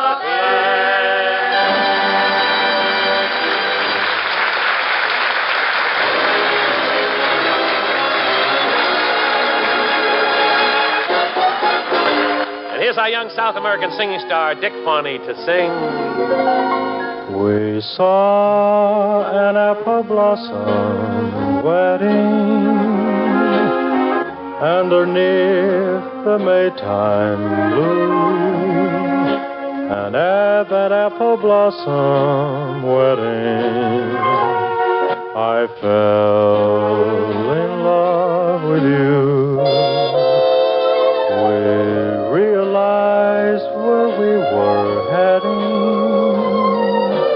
booked the little church, and then we planned an apple blossom wedding. When spring came round again, so I waited for the flowers, dreaming of a wedding ring, but I only found the showers. You took away the spring. I saw the apple blossom wedding from the balcony above. You had your apple blossom wedding. I lost my apple blossom love.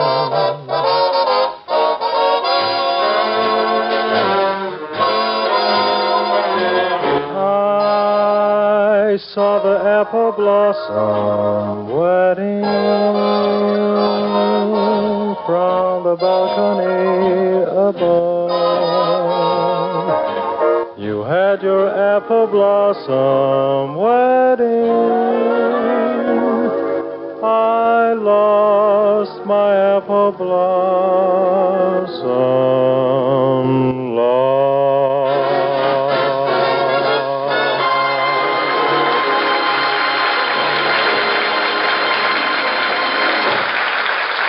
Wonderful, Dick. Take a bow. Wonderful, Dick Farney. It's swell. Oh, Mr. Gallup. Yes? Would you just say the word railroads? Very well. Railroads. What was that? Railroads. Oh. Speaking of railroads, an incident happened to me. You notice how clever we got into the subject again? That's how this program's constructed, like a tightly well-knit sib. But really, Mr. Gallup, just think, just this week I had an experience about meeting a train. It was one morning after breakfast. I was about to leave the house, and I'll never forget. Well, goodbye, dear. Goodbye, Milton. Goodbye, Junior. Junior, you be a good boy. You're kidding. I know. Gosh, I'll be late for rehearsal. Who can this be? Come in. Telegram for Milton Berle, $1.20 collect. Sign here. There. Here's the money. Oh, well, wait a minute, young man. Here's a tip. A nickel. Oh, goody. Now I won't have to swim home to Staten Island tonight. Boy, you sure throw it around, don't you, sport? Quiet. Well, open the telegram, Milton. Who's it from? It was sent collect. Collect? That's Uncle Julius's pen name. Quiet now. Well, Junior's right. It's from Kansas City. It says, arriving on the Monarch at Grand Central Depot today. Please meet the train. Uncle Julius. Milton, today? Gee, I better rush down to Grand Central and meet him. I'll go with you, Pop. You know what happens to you in a crowd. What about me in a crowd? If you see more than 4 people in one place, you start doing your old vaudeville act. Oh, stop it. I'm tired of passing through the crowd with that tambourine. Quiet. Come on, let's go. Come on.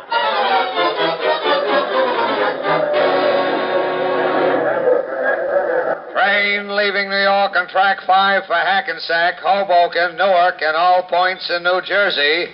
Please let the bookies on first. Junior, let's find out what time the Monarch gets in. Attention, coming in on track 5, it's Super Chief, Broadway Limited, and The Lark. And here are the mutuals, 620 to win, 440 to place for the morning show. That's the 4th favorite to win today. Gosh, Uncle Julius may be in already. Hey, Pop, here's a timetable. Oh, good, Junior. Let me read it. You read it? Yeah. But, Pop, it ain't all in capital letters. Give it to me.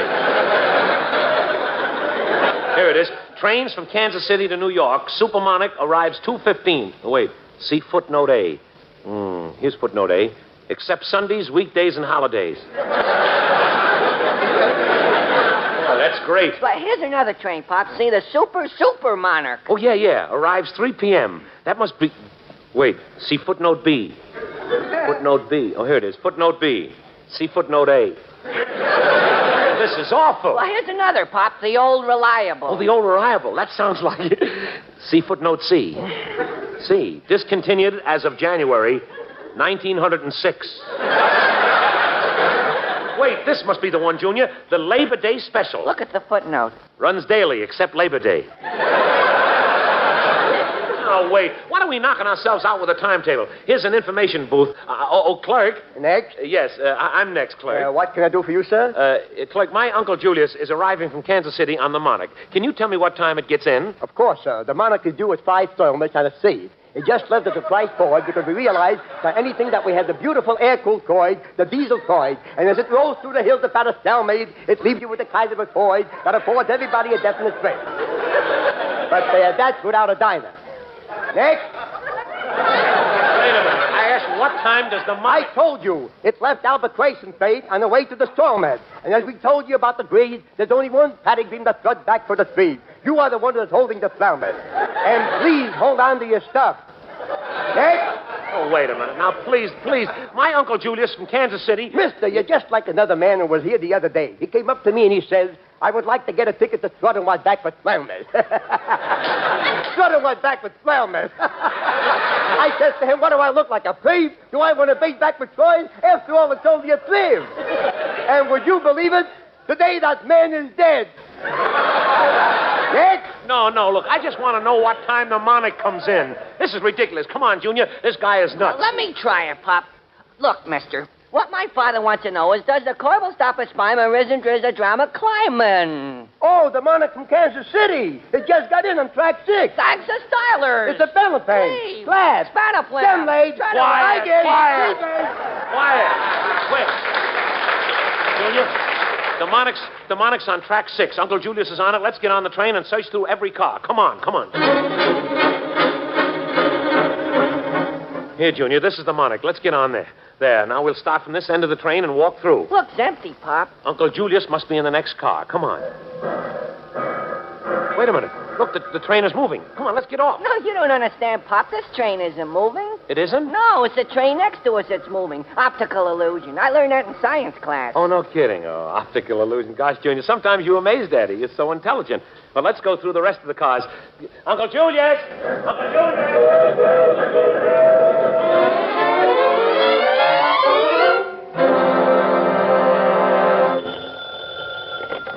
Hello? Hello, Mom. Junior, Uncle Julius has been here for 2 days. Where are you?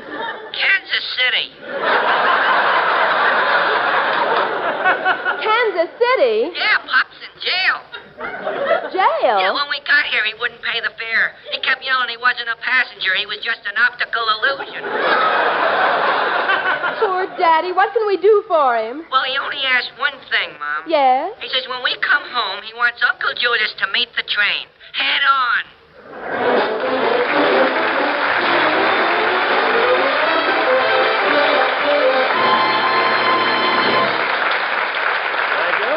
I'll be back as soon as Mr. Gallup tells you about... Philip Morris is the only leading cigarette scientifically proved far less irritating to the nose and throat.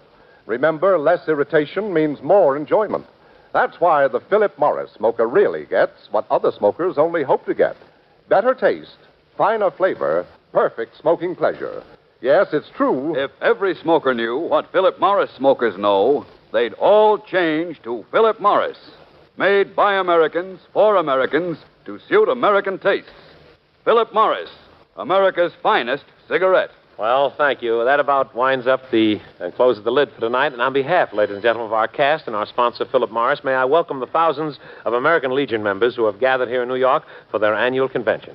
In case any of you Legionnaires would wish to have some tickets to our broadcast, here's Mr. Peblum of NBC's guest relations staff who will tell you just how to get them. Mr. Peblum. Legionnaires, all you have to do is to apply to the nearest scrum mate. Ask for Miss Tasselbaum, who will take very good care of your grain, always give you the tickets for train, employment, and 3%. Simple, isn't it? Good night, everyone. Good night, everyone.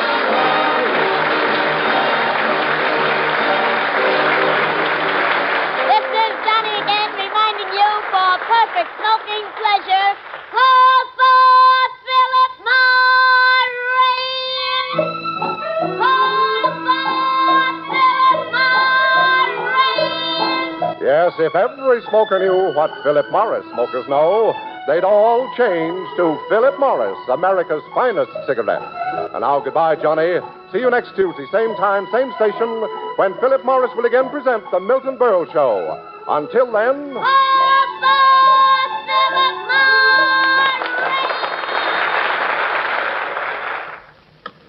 Due to the extreme heat in New York, Milton Berle was taken suddenly ill after the early show tonight. Therefore, the preceding broadcast has come to you by transcription.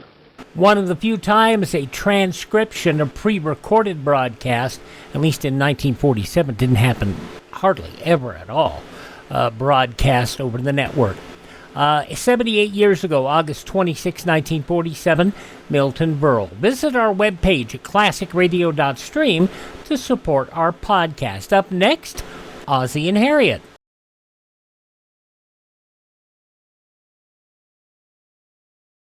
Keep your guard up. That's the key slogan of the 1950 National Guard recruiting drive, and it's a slogan as timely as today's headlines. More than ever before, America stands prepared, and the National Guard must recruit approximately 220,000 men as soon as possible. By joining the National Guard, young men will have the advantage of choosing their own unit and preparing themselves for promotion by being in a job for which they are best qualified. Investigate the National Guard now. Help America to keep up its guard. We go back 80 years now to August 24th, 1945, the adventures of Ozzie and Harriet. America's finest silver plate is 1847 Rogers Brothers. From Hollywood, International Silver Company, creators of 1847 Rogers Brothers Silver Plate, presents The Adventures of Ozzie and Harriet, starring young America's favorite couple, Ozzie Nelson and Harriet Hilliard.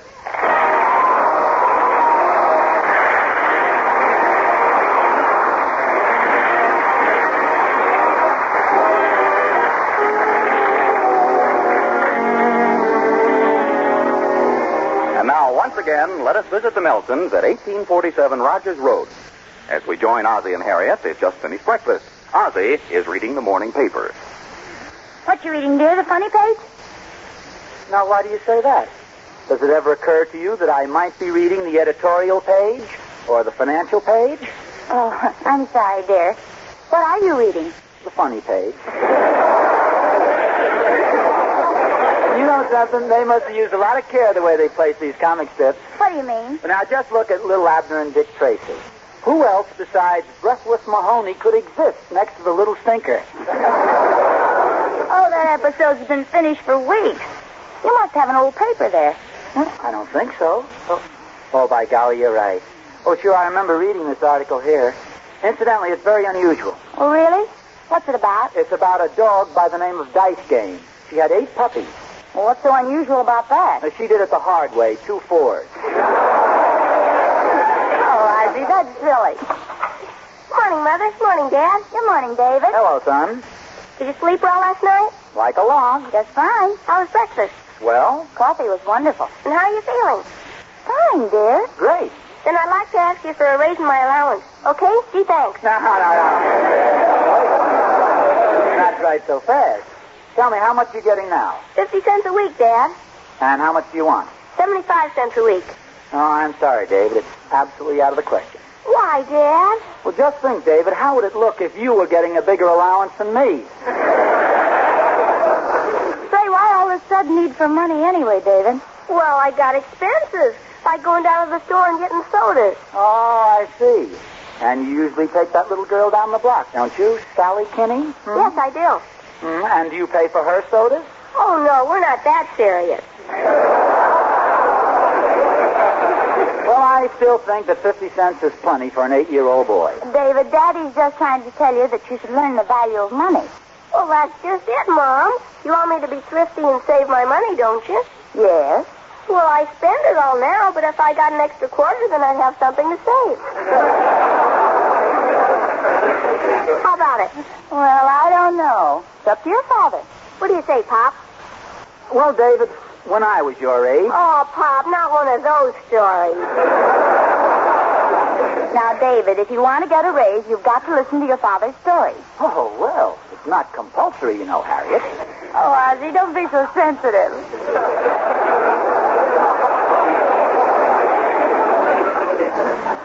Well, then tell me all about when you were my age, Pop. Well, I'm out of the mood. But I do think you're old enough to earn part of your spending money. Now, when I was your age... He's back in the mood again. Now, Harriet, please. I'll tell you, David, I know what he did when he was your age as well as he does. When your father was your age, he cut the grass every Saturday. The lawn was 150 feet deep and 75 feet wide. 78 feet wide. And full of the roughest, toughest, hardest to cut grass in the state. And a lot of little stones that always caught in the lawnmower. Who's telling this story, dear? Oh, excuse me, go ahead. But all he got for cutting all that grass was 10 cents. And sometimes he had a hard time collecting it, too. I'll tell you what I'll do, David. Our lawn is much smaller, but I'll give you 25 cents to cut it. Still thanks, Pop. Well, suppose I make it 35 cents. The lawn next door is smaller than ours, but they offered me 50 cents to cut it. What are they trying to do, ruin the child labor market?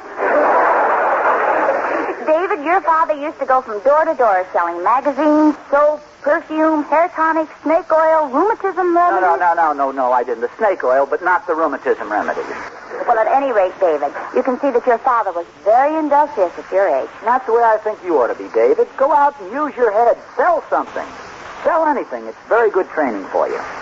Then I guess I don't get the raise, huh? Well, David, I feel you ought to earn the money for yourself somehow. It's for your own good.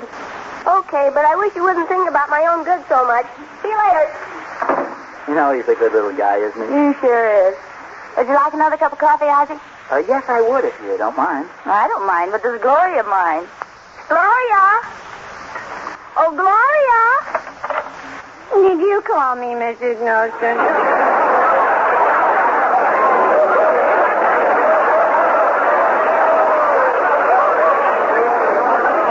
I did, Gloria. We'd like some more coffee. It's very good. Yes, it certainly was. Wasn't there any more, Gloria? No, Mr. Nelson. There was just enough for the three of us. A cup for you and a cup for Mrs. Nelson and 5 cups for me. Well, that's life, I suppose. Didn't I just hear you talking to David? Yes, he just went out. I was having a little talk with him about money. Did you get any from him, Mr.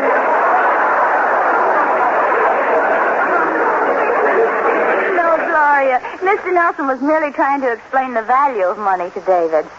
We probably should have explained to him how to budget his allowance. You keep a budget, don't you, Gloria? Oh, of course I keep a budget. I've been keeping a budget for 10 years. Every time I spend any money, I put it right down in one column. And every time I make any money, I put it right down in the other column. Well, that's very wise, Gloria. Oh, yeah. You know something, Mrs. Nelson? What? Someday I'm going to add it all up. How is it you learned to be so thrifty, Gloria? Well, I had to support myself from a very early age. You see, my father drank all the time. He was always stinking from drinking. Oh, that's too bad. But then one day my mother gave him the cure. Oh, she gave him the cure, huh? Was it permanent? Oh, it was permanent, all right. She used a shotgun. Well, that sounds permanent enough. Well, I better clear these dishes away.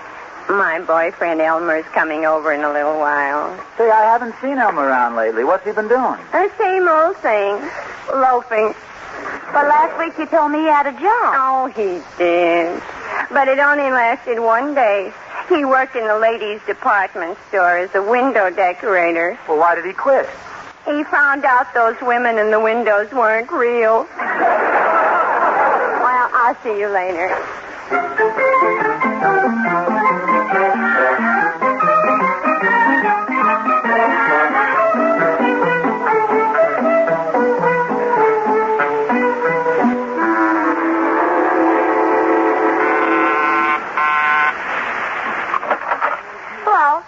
Sonny. Oh, here's the order from the grocery store. I'll take it, mister. Gee, look, you got a big hole in your coat. Oh, yeah, I know. I just tore it. And I got a date with my girl in half an hour. I'm really in a spot. Say, I've got an idea. Would you want another coat? Well, you ain't exactly my size, Junior. No, I mean one of my father's. He's got some old ones that are in very good shape. I could sell you one. Ah, that's a great idea. Hey, look, see if you can find a blue one with a red stripe to go with these green pants. I'll find you a good one, all right. But, of course, I'll have to charge you a lot of money for it. As much as $1. Well, I'm a sport. Go get it. Oh, hey, wait a minute. Are you sure this is okay with your old man? Oh, yes. He told me I was supposed to do this. He said, sell something and make some money. Wait here. I'll get the coat for you.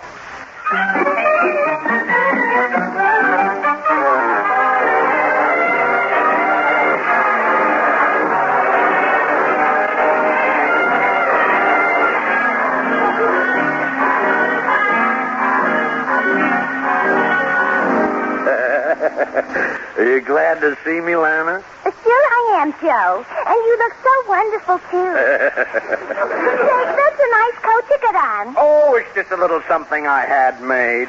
Well, maybe you better take it off, Joe. It's kind of warm in here. Yeah. Especially when I'm sitting next to you, Lana. Okay, I'll take it off. Now, let me put my arms around you, honey. Now, Joe. Oh, my goodness. That must be Heyman outside the door. Quick, go down the fire escape. Heyman is 6 feet tall.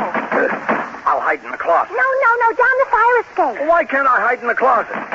Well, okay, but the guy in there is even bigger.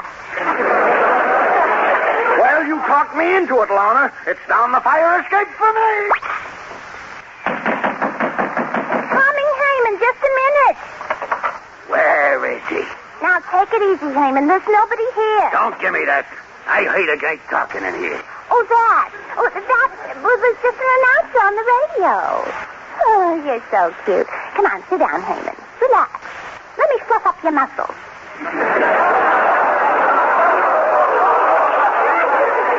Okay, Lana, I'm sorry. I guess I...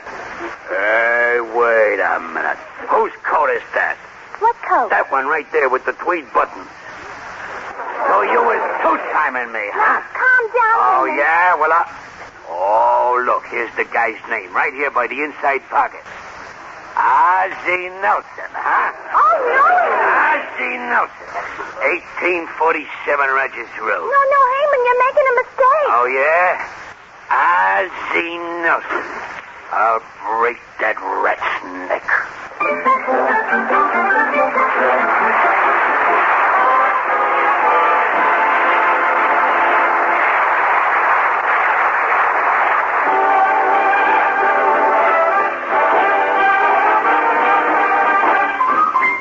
It's time for those lovely singing stars, the famous King Sisters.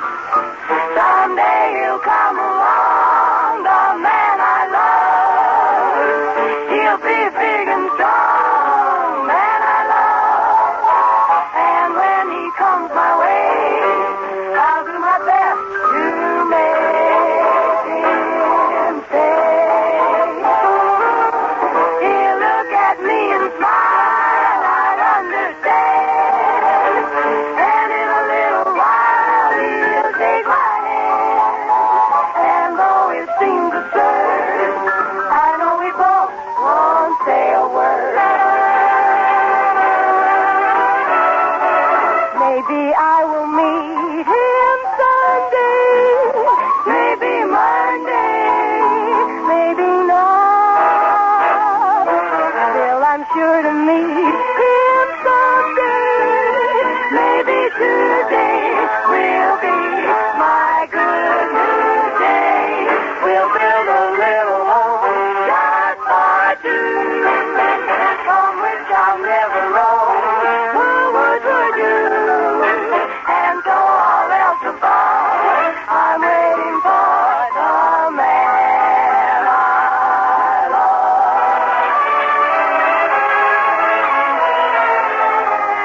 Maybe I will meet him someday. Maybe Monday. Maybe not. But I'm sure to meet him on one day. Maybe Tuesday will be my good news day. We'll build a little home in Brooklyn Heights, a cozy one-room nest, walk-up 10 flights. And so all else above, I'm waiting for the man I love. Love that man. We'll build a little home that's just meant for two. I'd hesitate before I'd roam. I never want to leave again, boy, with you. And so all else above, I'm waiting for the man I love.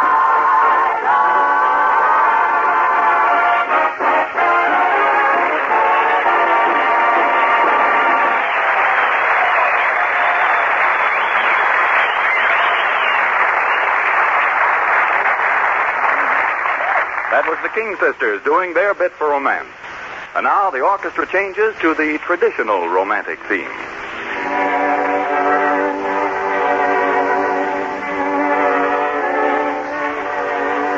I pronounce you man and wife. I pronounce you man and wife. I pronounce you man and wife. Yes, it's wonderful, friends, wonderful. Every GI and his girl getting married. Every GI and his girl going home at last.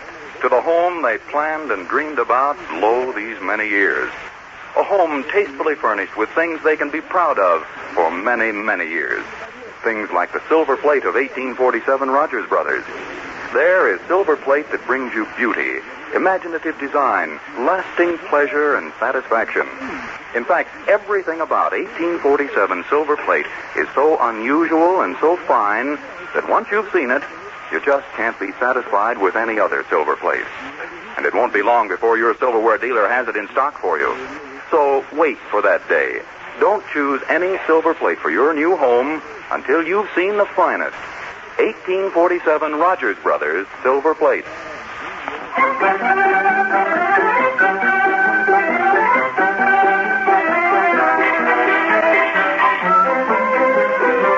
And now back to Ozzie and Harriet. Well, it certainly looks as though little David Nelson started something when he sold his father's coat to the delivery man. Poor Ozzie. Little does he know that his coat, with his name in it, has been discovered in glamorous Lana Shanahan's apartment by none other than Herman, Lana's jealous boyfriend. Poor Ozzie.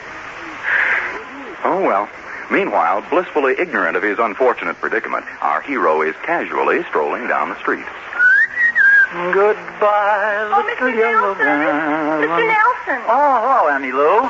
Hey, what's wrong? You look as though you just lost your best Woody Herman record. Oh, I'm very unhappy, Mr. Nelson. I've got such a terrible problem, and I don't know what to do. I'm so terribly inexperienced. I need advice from someone like you. Someone like me? Mm-hmm.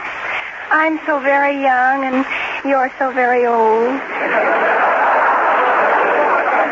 Well, thanks, but what's the trouble, Emmy Lou? Well, it's about my boyfriend, Larry.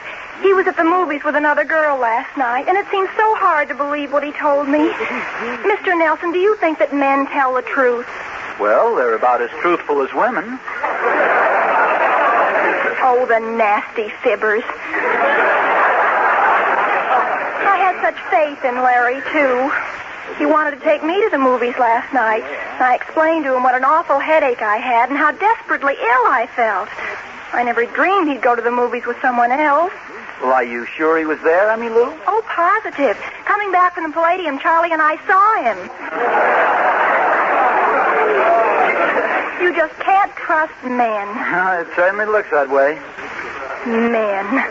You know, sometimes I get so mad. That you wish there were no men? Oh, no, I never get that mad. Well, I guess the best thing for you to do is try and win Larry back. That's exactly what I'm going to do. I've just been downtown shopping, and I bought some wonderful perfume. They had 4 different kinds to choose from. Oh, what were they called? Come hither, come nearer, come closer. And the last one? Where do we go from here? Emmy Lou, I'm positive that you bought some of that. Where do we go from here? You're right, Mr. Nelson. Here, do you want to smell it? Okay, I'll take a little sniff.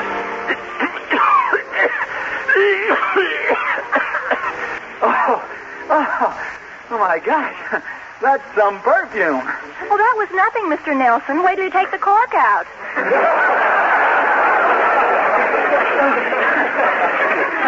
Is that the stuff you're going to try to win Larry back with? Mm-hmm. Do you think this perfume will make Larry notice me? Even if you leave the city.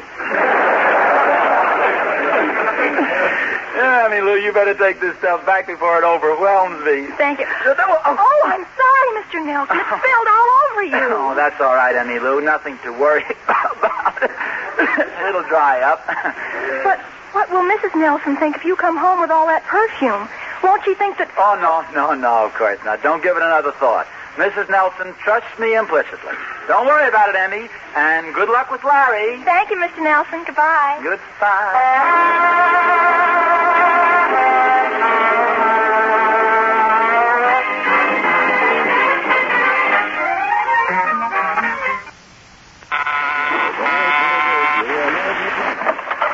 Is Mr. Nelson in? No, I'm sorry. He's not in right now. That's too bad. I wanted to strangle him. Well, he should be back in about... What? You heard me, lady. I'm here to get that skunk. Why? Who are you, the little stinker? Is this a joke or something? This here ain't no joke. This here Ozzie Nelson has been running around with my girl, see? My husband running around with your girl? That's right, sister. And I intend to put a stop to that. Oh, you must be mistaken. My husband is the most faithful man that breathes. I intend to put a stop to that, too. Well, now, look, I'm sure there must be some mistake. There's no mistake. Your husband is trying to beat my time with Lana Shanahan, the most beautiful dame in the world. Oh, really?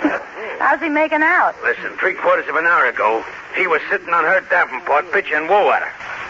Oh, I feel sorry for you, Mrs. Nelson. What for? I think it's all sort of funny. Oh, your husband's a goner now. Once the man meets Lana Shanahan, he's never the same. Oh. You mean he'll throw rocks at me when he comes home? Oh, look, I'm sorry, but I just know you're mistaken. My husband is a very nice person, and I trust him absolutely and completely. Well, no guy can steal my guile and get away with it. But I tell you, it couldn't have been Ozzie. Believe me, you're just making a wolf out of a cocker spaniel.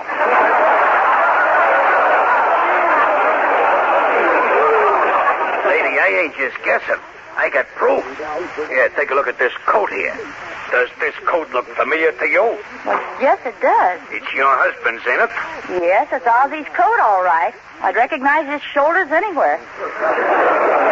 Well, I found this coat up in my girl's apartment. Oh, look, this whole thing is ridiculous. I don't care how many of these coats you found there. I got plenty more evidence, sister. The guy at my girl's place had kind of a low voice. Well, it might be Ozzie. He had a sort of a silly giggle. Well, it might be Ozzie. And he was making passionate love to her. You got the wrong guy.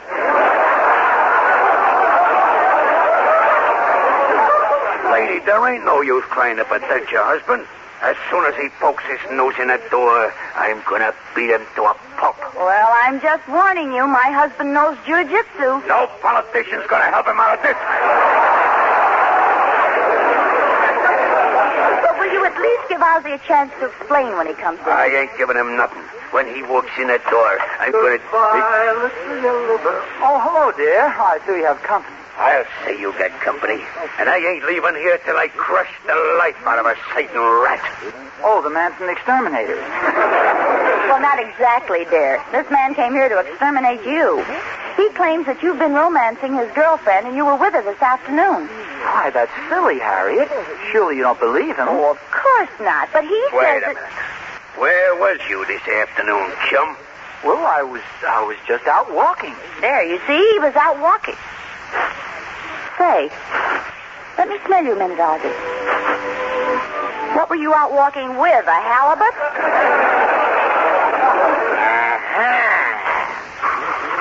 Just as I thought. Lana Shanahan's pipe. No, not just a second. That's not Lana's perfume. That's some other girl's perfume. Little man, you've had a busy day. No. That's not what I meant at all. I can explain everything if you just give me a chance. Okay, I'll give you a chance. Is this your coat? Yeah, sure, that's my coat. Well, explain this. What was it doing in my girlfriend Lana's apartment? I'm sure I don't know, and I don't know your girlfriend, Lana. A likely story. I should have punched you when you first walked in. Why, just a minute. Whom do you think you're pushing around? Home? You? That's home?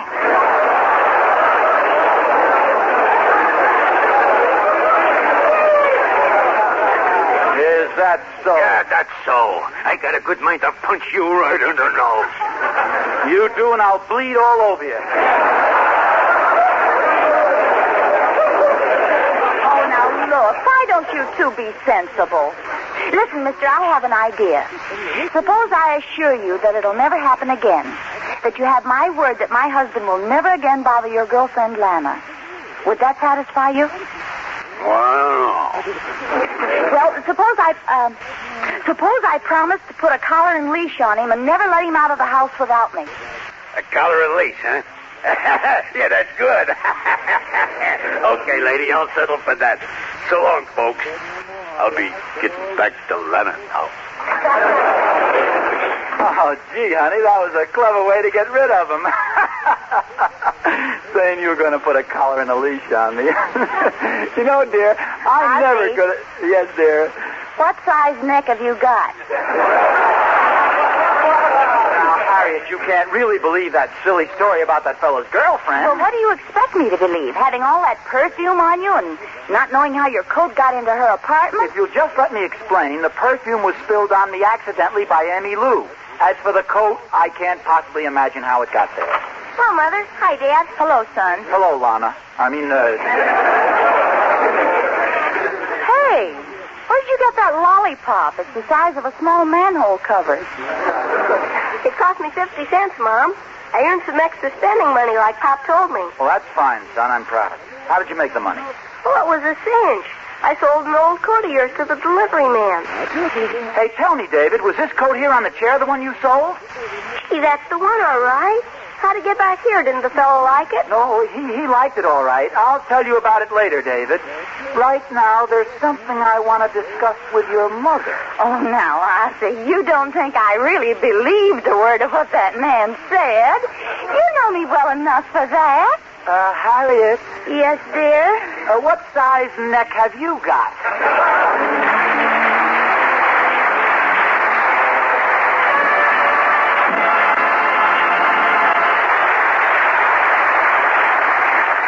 The end of the war means many things to the silversmiths of 1847 Rogers Brothers, but it means one thing in particular. It means that they have already returned to the job they love, the creation of 1847 Rogers Brothers, America's finest silver plate. In the bitter, frightful years of war, their fine craftsmanship was devoted to turning out fighting equipment and life-saving equipment for our armed forces. But they're now back at their old tasks, creating silver plate that's the last word in loveliness. Silver plate that can't fail to give you a sense of complete enjoyment.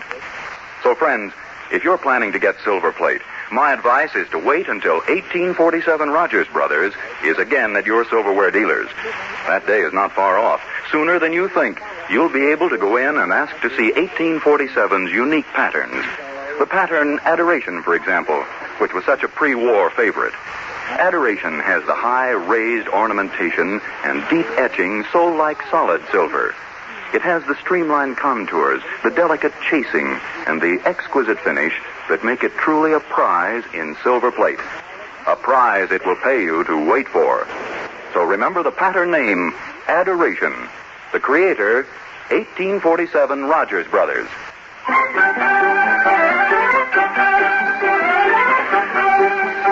Now you see, Harriet, you are convicting me on purely circumstantial evidence.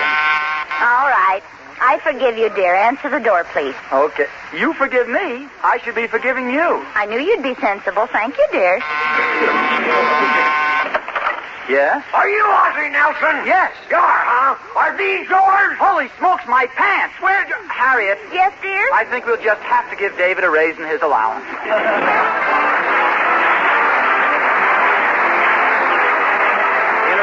Silver Company, creators of 1847 Rogers Brothers Silver Plate, invite you to listen again next Sunday to the adventures of Ozzie and Harriet, with songs by the King Sisters and music by Ozzie Nelson's orchestra. And don't forget, America's finest silver plate is 1847 Rogers Brothers. This program originates in the Hollywood studios of the Columbia Broadcasting System and is also broadcast over the Trans-Canada Network of the Canadian Broadcasting Corporation. This adventure of Ozzie and Harriet will be transmitted to our men and women overseas by shortwave and through the worldwide facilities of the Armed Forces Radio Service.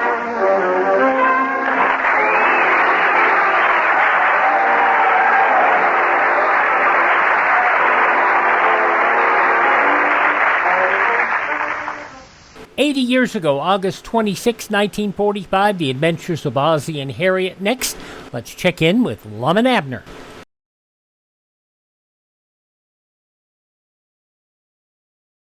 Ladies, there's one war job that you, and only you, can do. I mean the saving of waste fats and oils. Every drop of used fat is vitally needed for military medicines and supplies, and for supplies on the home front, such as fabrics, paints, and soaps. That fat has to come from your kitchen. Don't fall down on your war job. Save all used fats in a clean can, and the minute the can is full, take it right down to your butcher. He'll pay you 4 cents plus 2 red ration points for every pound you turn in. And we do go back to wartime, August 26, 1942, Lum and Abner. The makers of Alka-Seltzer bring you Lum and Abner.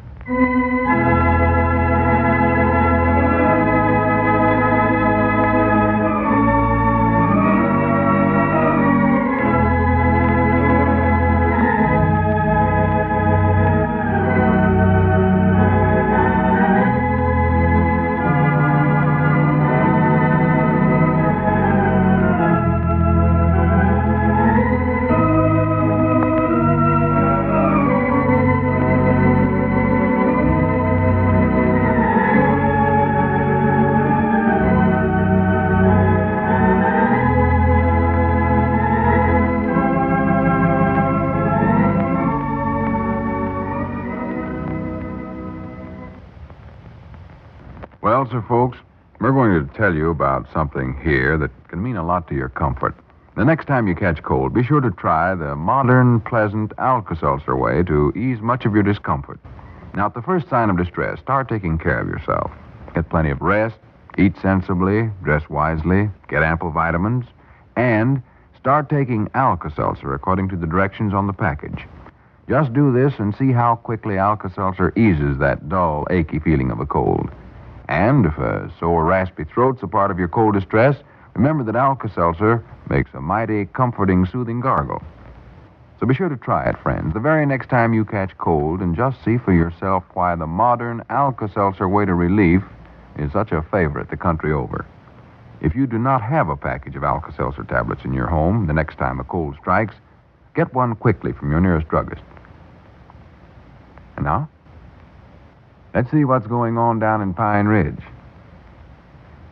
Well, today has been set as the deadline for Lum and Abner to raise the $5,000 necessary to bail out the mining experts who were caught attempting to make tests in the gold mine. This is also the day the baby is to be sent to the lawyer's office for purposes of establishing his identity as the heir to the mine. As we look in on the little community today, it's late evening, and we find Lum and Abner in the Jot-'em-Down store and library. Baby's asleep in the feed room, and all of them are waiting for Squire Skimp. Listen. Is there some blankets in there and some of them cans of baby food? Oh, yeah. Yeah, Elizabeth packed everything for little Charlie. She put his toys in the satchel, too. There's some that little Pearl had when she was a young one. Granny's, I hate to see the little rascal go away, even if it is just for a short time. Yeah, me too, Lum. I don't see why we can't go along with him. After all, we're the ones that's paying for the trial. Or leastways, we're the ones that owe for it. Well, they ain't starting the trial yet. Squire said we'd be called when they actually take the case to court. Yeah. All they want to do now is get the baby identified. Get him what? Identified. Have some folks that used to work for his mama tell that he's actually self. Well, I know he's his self, Lum. I can tell that by just looking at him. Law me, anybody could tell that. Yeah, but we got to prove that he was the son of Miss Carteret, because that's the thing that makes him the rightful heir to the gold mine. Yeah. You see, all the records of his birth and all's been destroyed. You reckon that mean Ann of his, that Miss Logan, reckon she done that? Yeah, she more likely had a hand in it. Well, say, Lum, how about that locket we found around little Charlie's neck? Don't that coat of arms in there identify him? Well, that helps, but it don't actually prove it. Don't, huh? Well, they got to have more proof than that. But Squire said that Mr. Blair is sure he can get enough witnesses now to prove it good. He did, huh? And if he can do that, well, he's bound to win the trial for us. Doggies, I hope so. I still don't see why we can't go along with little Charlie on this trip, though. He'll get awful lonesome for us, Lum. Well, the way Squire explained it to me, they got to be awful secret about this trip.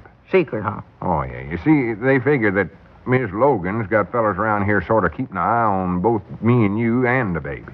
Me and you? Well, what they watching us for? Well, they know that we're aiming on getting the baby's gold mine back for him, so they'll do anything they can to keep us and the baby from ever getting to the trial. Oh, I do know. Them snakes in the weeds. So, Squire says if somebody else takes the baby, they won't suspicion it's him. Yeah. They'll think he's still here with me and you. Oh, yeah. Doggy, that'll be a good one on them, won't it? Well, that's why Squire's starting out tonight, so they won't see him. Uh-huh. He borrowed a car, and he's going to drive the baby as far as the county seat, and that's where these fellers that Mr. Blair sent out is going to take him. Oh. Private detectives, I believe he said they was. Well, I just hope none of them crooks that's working for Miss Logan finds out that Squire's driving the baby that fur. They'll get him away from Squire just as sure as the world on. Well, I don't think they'll find out. Doggies, I'd just love to get my hands on one of them fellers. I'd take that baseball bat we got over there and whop him right smack on top of the head. Well, I don't reckon we'll have no chance to do that. I'll do it, too. I'll knock him right down. Doggies, and if it's another feller, I'll do the same thing to him. I'll get every one of them. I'll pile them up in a corner there till they reach the roof. That's what I'll do. For goodness sakes, Abner, calm yourself down. Doggies, whereabouts is that baseball bat out? I want to have that thing handy. That's what I want to do. Control yourself, Abner. You ain't going to need that baseball bat. There ain't no feller's going to come in here. Besides, you couldn't pile them up in the corner even if you did. I believe I could, Lum. Dog, as if he's going to take little Charlie away from us, I know I could. Oh, I know where that bat's at. It's back of the counter there. Abner, don't go getting that thing out now, and don't keep calling the baby little Charlie. Well, we got to call him something, Lum. That's the best name I know of. That ain't his name, though. It's going to be Lum Edwards II Jr. after I adopt him. Adopt him? You going to adopt him? Well, I'm sort of figuring on it. Well, here, though, Lum, now, you was going to do that once before, and Dick Huddleston said you couldn't do it. Well, that was before we knowed he was sure enough an orphan. Oh? Now that we know that, I can go ahead and do it. You can, huh? There's just one thing, though. I'm feared folks is going to say I'm just adopting him for his money. Oh, he ain't got no money. No, but he's going to get a gold mine. Oh, yeah. I'd hate to have folks go around saying I'm one of them gold diggers. Well, now, what's wrong with being a digger? We got to get the gold out of that mine some way, Lum. I don't mean that. You got too many big ideas about yourself, Lum. You can't do that. You can do that digging just as well as the next feller. Facts is, I believe it do... Hi, Doggers, was that our ring? Yeah, go ahead and answer it. Yeah. Wonder who that could be calling up. I'll find out. Hello? Jot 'em down, store and library. Abner Peabody doing the talking. Huh? Squire's there. Squire's over at my place, Lum. Elizabeth says he come by there to get the baby. Oh, well, he must have got mixed up, or us one. I thought he meant to pick up the baby over here at the store. Ask her what he wants us to do. What does he want us to do, Elizabeth? Bring the baby home? Yeah, well, we'll wait right here then. Yeah, all right. Goodbye. What'd he say? Why, Squire said he'd be over here, Lum. Coming over here to get him, huh? Yeah. Good. Yeah, that'll be a lot better. Yeah, I believe it will, too. Yes, sir, I sure do, Lum. Hi, doggies. I'm worried to death.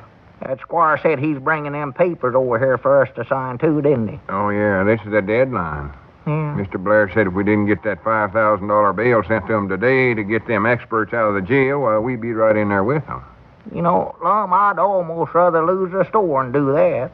Well, I just keep hoping we ain't going to lose it, though. Keep hoping that we get it back from Squire after the trial's over. Yeah. But somehow I got a feeling that when we sign them papers tonight, we'll be just the same as saying goodbye to the Jot 'em Down store. Well, Squire promised we'd get it back. If we win the trial, we will. If we lose, we won't have no way of paying back all that money we borrowed from Squire so far. So natural, he'll just keep the store. Yeah, looks like he's got us exactly where he wants us. Of course, he's been awful nice lately. Maybe... Wait a minute, who's that coming in the store there, Lum? Good evening. I hope I'm not intruding. No, come right in, sir. I saw your light, and I thought you might be able to give me some information. Information? Now, don't tell him nothing, Lum. Well, exactly what kind of information you looking for, mister? Well, you see, I've come here to Pine Ridge to get my baby, but the house where Your baby? Yes, you know about him, don't you? He's the one that... Just a minute here. Who are you, anyway? Why, don't you know? I'm Mr. Finley. Did Mr. Blair send you down here? Mr. Blair? I don't know any Mr. Blair. That's all I wanted to know. You fellas seem to be a little confused about me. I'm Mr. Finley. My wife and I have been in Australia. We have a vaudeville act, you know, Finley and Harris, and we've been entertaining in the camps there. You have, huh? Yes, and naturally we didn't want to take the baby with us, so we left him here, and now I've come to get him again. Surely there's nothing strange about that, is there? No, there ain't. Sounds reasonable, all right. The only trouble is, Mr. Finley, or whatever your name is, we can see right through your whole story. We know who sent you and what you're after. Now get out of here before we throw you out. Well, now, wait just a minute. You're all mixed up about something. I'll leave here gladly if you'll just tell me where I can find Mr. Skimp. Skimp? Oh, so you knowed about the trip he was making, huh? Well, you ain't going to do nothing to interfere with that trip, because me and Abner will see to it that you... Abner, whereabouts are you? Don't worry, I'm right here behind him with the baseball. Here, you can't... Hey, doggies, I got him, Lum. Dennis, you oughtn't to hit him so hard, Abner. You might have hurt him bad. I don't care. I want to get him, just like I said I was going to do. Yes, sir, I get him every Dennis, one. there comes Squire. Well, good evening, gentlemen. I guess we got our wires crossed. Well, for the land's sakes, what's been going on here, man? Abner got him just in time, I too. sneaked up right behind him there when he was talking to Lum and got him with a baseball bat. Oh, my goodness, this is bad.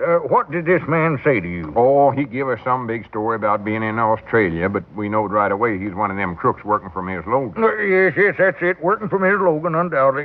What else did he say? Oh, I don't know. He admitted he's looking for you, and then Abner got him just about then. No, this is bad. Bad? Why, he might have found you and taken the baby away from him. Well, I mean, you might have injured this man seriously, Lum. And if you have, it'll go awful hard with you men. Us? Yes. That means he's a kidnapper, ain't he? Well, Lum, you have no proof of that. I better hustle this man out of town as fast as I can so nobody find out about this. Yeah, I reckon so. I never thought of that. Well, here's those papers, Lum. Sign them right away and then get the baby for me. The baby? Yes, hurry. You can't handle the baby in this crook boat. Well, I'll manage somehow. Leave everything to me. I don't want you men to get in any more trouble. Oh, he's coming too. We've got to get him out of here fast. Grab his legs there, Lum. Hurry up. Come on. I'll get him. Open the door for us, Abner. Haven't got a minute to lose. Yeah, I'll get it, Squire. That's it. Come on now. Easy. Hurry up now, Lum. All right. Here, now, put him down right here. I can get him into the car by myself, all right. Now, here, you men rush back in the store and see if the baby's safe. Well, wait, are you taking the baby or ain't you? No, not now. I don't think it's safe. Just sit tight till you hear from me tomorrow, Lum. Well, what about this paper you want us to sign? Well, I'll get that the first thing in the morning. So long, men. Hurry back inside now. Yeah, so long, Squire. Come on, Abner. It's cold out here. Let's get back in the store. Doggy, Lum, that was curious, Squire changing his mind so quick. Yeah, it was.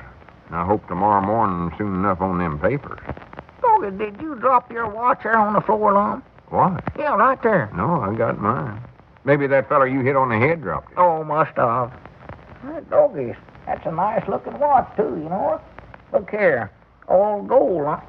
Well, for the land's sake. Now, what's the matter? Lum, look here. Look on the back of it here. What is it? There's that same coat of arms that's in the baby's locket. Well, what do you know about that? Yes, and what do you know about the remarkably fast relief Alka-Seltzer offers for minor stomach upsets? The relief that Alka-Seltzer can bring for a touch of acid indigestion is remarkable, thanks to its twofold action. You see, Alka-Seltzer does more than simply reduce excess gastric acidity. It also actually helps relieve that full, stuffy, uncomfortable feeling. It's so often such a major part of occasional acid indigestion. Try it, won't you? Remember, you can get Alka-Seltzer at all drugstores, either by the package for home use, or, if you like, any druggist will gladly serve you a glass of sparkling Alka-Seltzer at his soda fountain.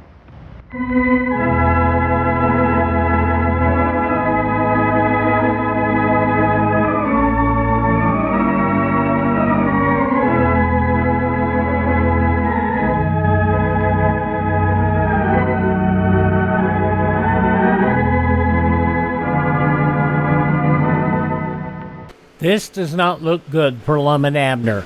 Going back 83 years, August 26, 1942, Lum and Abner here on Classic Radio Theater with Wyatt Cox. Make sure you join us tomorrow as we get back to crime with The Whistler, the final episode of Jeff Regan Investigator, The Adventures of Philip Marlowe, Let George Do It, and Lum and Abner. See you tomorrow for more Classic Radio Theater. I'm Wyatt Cox.